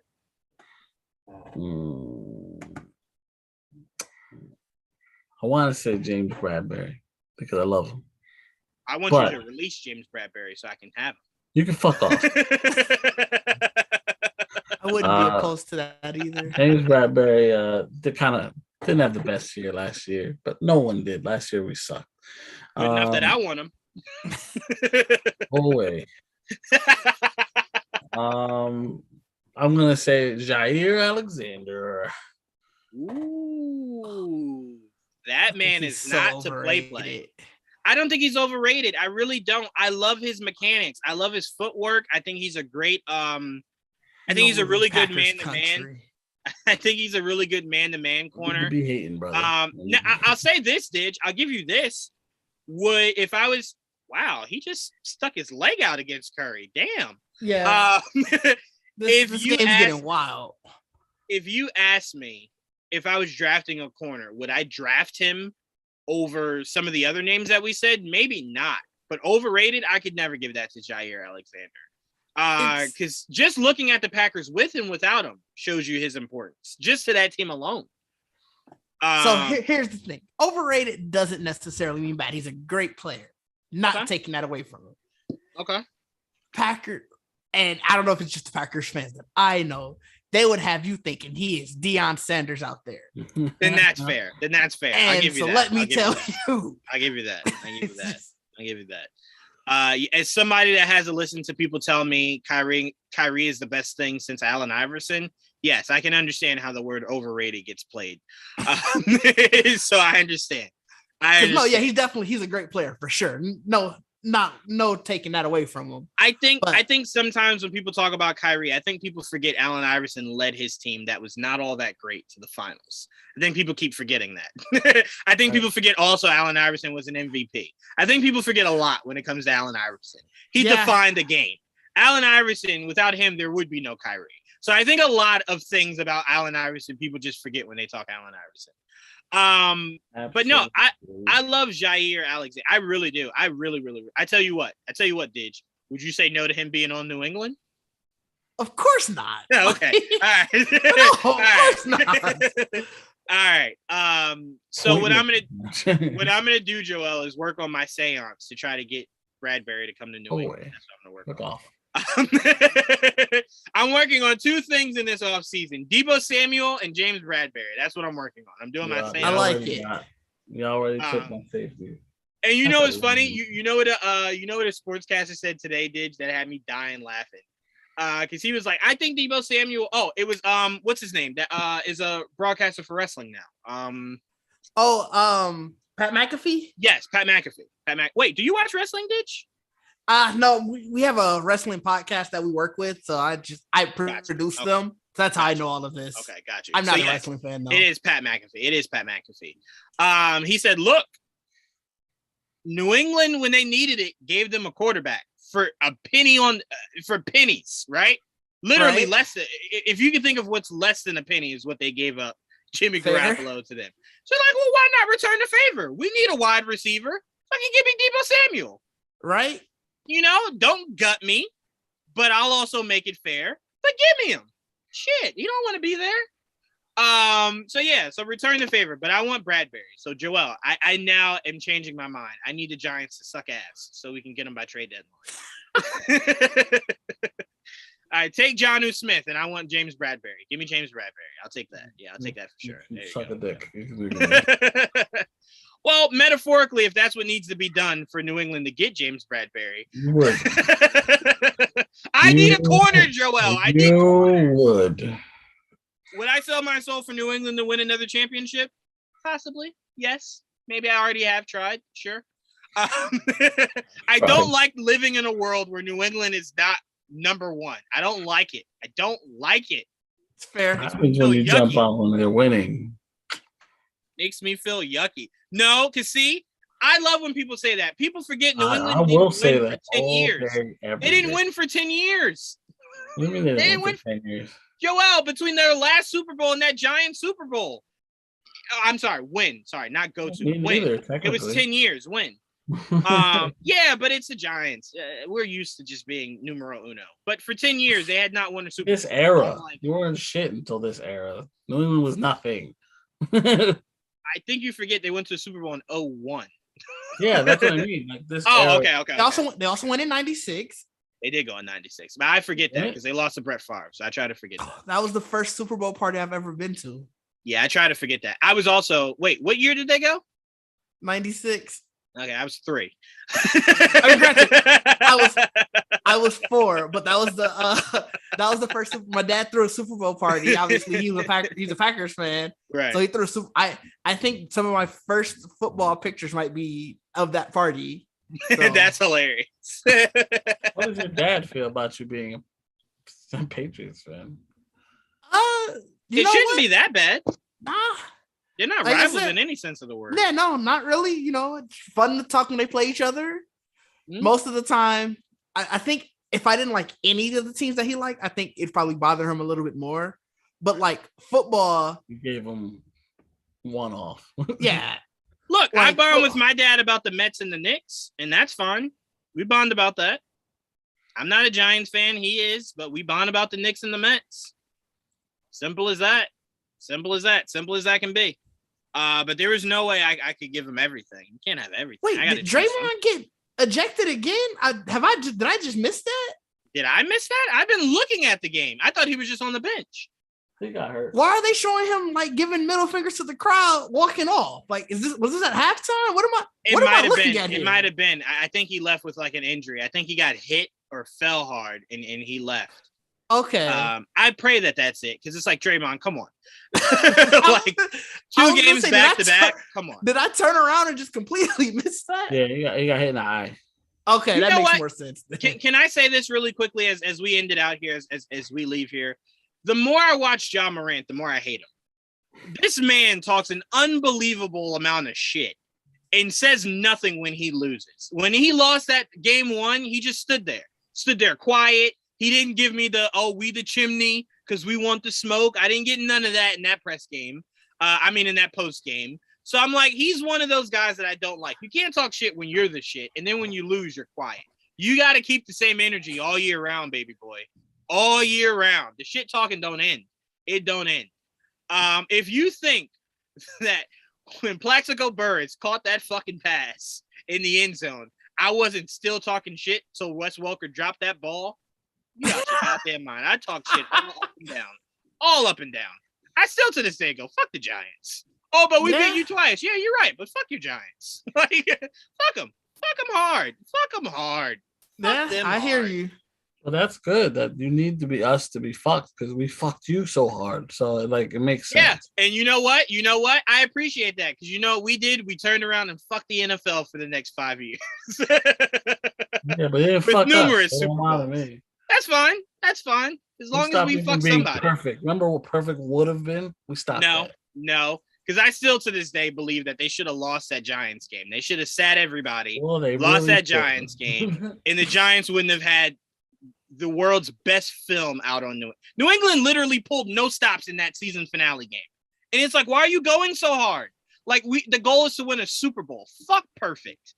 Like, what are we doing here? And then you get to the Super Bowl, and neither one of you can score as much as you did in the previous time you met. It's just like, what happened here? What happened? But yeah, so apparently on both ends. Giants did drop 30 in that season finale, and then only dropped 16 beat us, right? 17 to 14 it was, right? Yeah. Fucking Wes Welker, he's a piece of shit. I hate him. I hate his guts. Hate his whole fucking lineage. Julian Edelman would have made that catch. Fucking piece of shit. Anyway, oh god, I hate certain Patriots with a passion. Anyway, this was a great first episode. I love doing this sports pod with you guys. I'm looking forward to next week, seeing what the landscape of basketball looks like. Just in the span of a week. Yeah. Seeing, who maybe went home, who maybe is changing the landscape of the series. I don't think any series can end before next Tuesday, can they? Let me look. Yeah, it's Tuesday and people are on game 2. I assume there'll be another game Thursday and then Sunday? No, there's no games from Thursday. Really? So there's no games until Saturday? No, Friday. They're people who play tomorrow play Friday. Oh, so it's a good chance that whoever plays Friday could play Sunday because it's you're home for those 2 games, so it should be essentially back to back. So I guess those would be the games. Well, depending on what happens here tonight with this second game. Right. So this game and the Boston game is what could possibly end by the next time we podcast. No, Boston couldn't end. Because Boston game 4. Game 4 in the Boston series will be next Monday, So and that's either 1-1. Sixers, Heat, or Suns, Mavericks. Yeah, those Maybe. could end. Maybe. Okay, got you. Okay, If I see what you those guys get- are saying now. I see what you're saying now. Okay. All right, I see what you guys are saying. But look, it'll still be fun to see how that all plays out. And stay tuned tomorrow. We're doing our review on the season or series, who knows, finale of Moon Knight tomorrow. And we will be unveiling our motion poster for GVN in Multiverse of Madness. Dakota really, really, really did his thing with that. I can't wait to showcase it to you guys tomorrow for the show. And it's Star Wars Day. Woo. So I'm going to be very clear on social media. I don't give a fuck about a moon night, a sunlight, a Eventbrite, nothing. It is Star Wars Day, motherfuckers. I'm going full Anakin all day, just spreading my love for Anakin and Darth Vader. That's all I'll be doing tomorrow. Wow. Ignoring you. That is fine. I've already told people to do it because I'm going full on. But yeah, so we might do something Star Wars related if news drops. I believe the Kenobi trailer will be dropping tomorrow. Yeah, the new trailer. So if that drops, because you can't have nothing, and why have an announcement if Star Wars Celebration is right around the corner? So I'm like, the most likely thing to do is to just give us another trailer for Kenobi that does premiere in like 3 weeks. Yeah. So it's like, that makes the most sense. So whatever they do Star Wars, I will be breaking that down. Do not worry. I already changed my Twitter name to Darth Didge. So yeah. Look at that. Mine is already Anakin versus Kenobi. So stay tuned for that. And I can't wait to talk about this tomorrow. Feige just did an interview where he said our trailer showed a lot more than they should have. So that leaves the question: why did you keep signing off on each and every one of these, Kevin? Like, you had to say yes to it, I imagine, right? Unless Disney just said, "Hey, no, marketing is us." Maybe, but yeah, they showed a lot. So much so we kind of feel like we know half the cameos before we get to the theater. So yeah, work on that for Thor. Kevin. But I want to thank Didge. I want to thank Joel. I want to thank Mr. E and Just Your Average Joe, aka Joe, in the comment section. You guys are great. Joe did say his vote for MVP would be Embiid, and he did say, look at Barry Sanders. He retired way too young. Yeah, that's what happens when losing is a thing. Like, yeah, you just lose for forever. You're like, you know what? I'm done. It's like, is it injury? No, I just don't want to suck. But look, I respect Barry, because Barry could have pulled the Durant and said, I'll go play for another franchise. He said, no, if I can't win with the Lions, I'm not playing. So I respect that. I respect that a lot. But yes, we'll see you guys tomorrow for Marvel Cinematic Review. And then we are off the rest of the week till next Monday when me and Joel do Much to Do About Nothing. Next Tuesday for GVN Sports. And then next Wednesday for our Doctor Strange spoiler breakdown. Yeah, lots of time. We got a lot heading your way next week, so stay tuned, guys. Until then, peace. I gotta get better. Mine doesn't stick in the.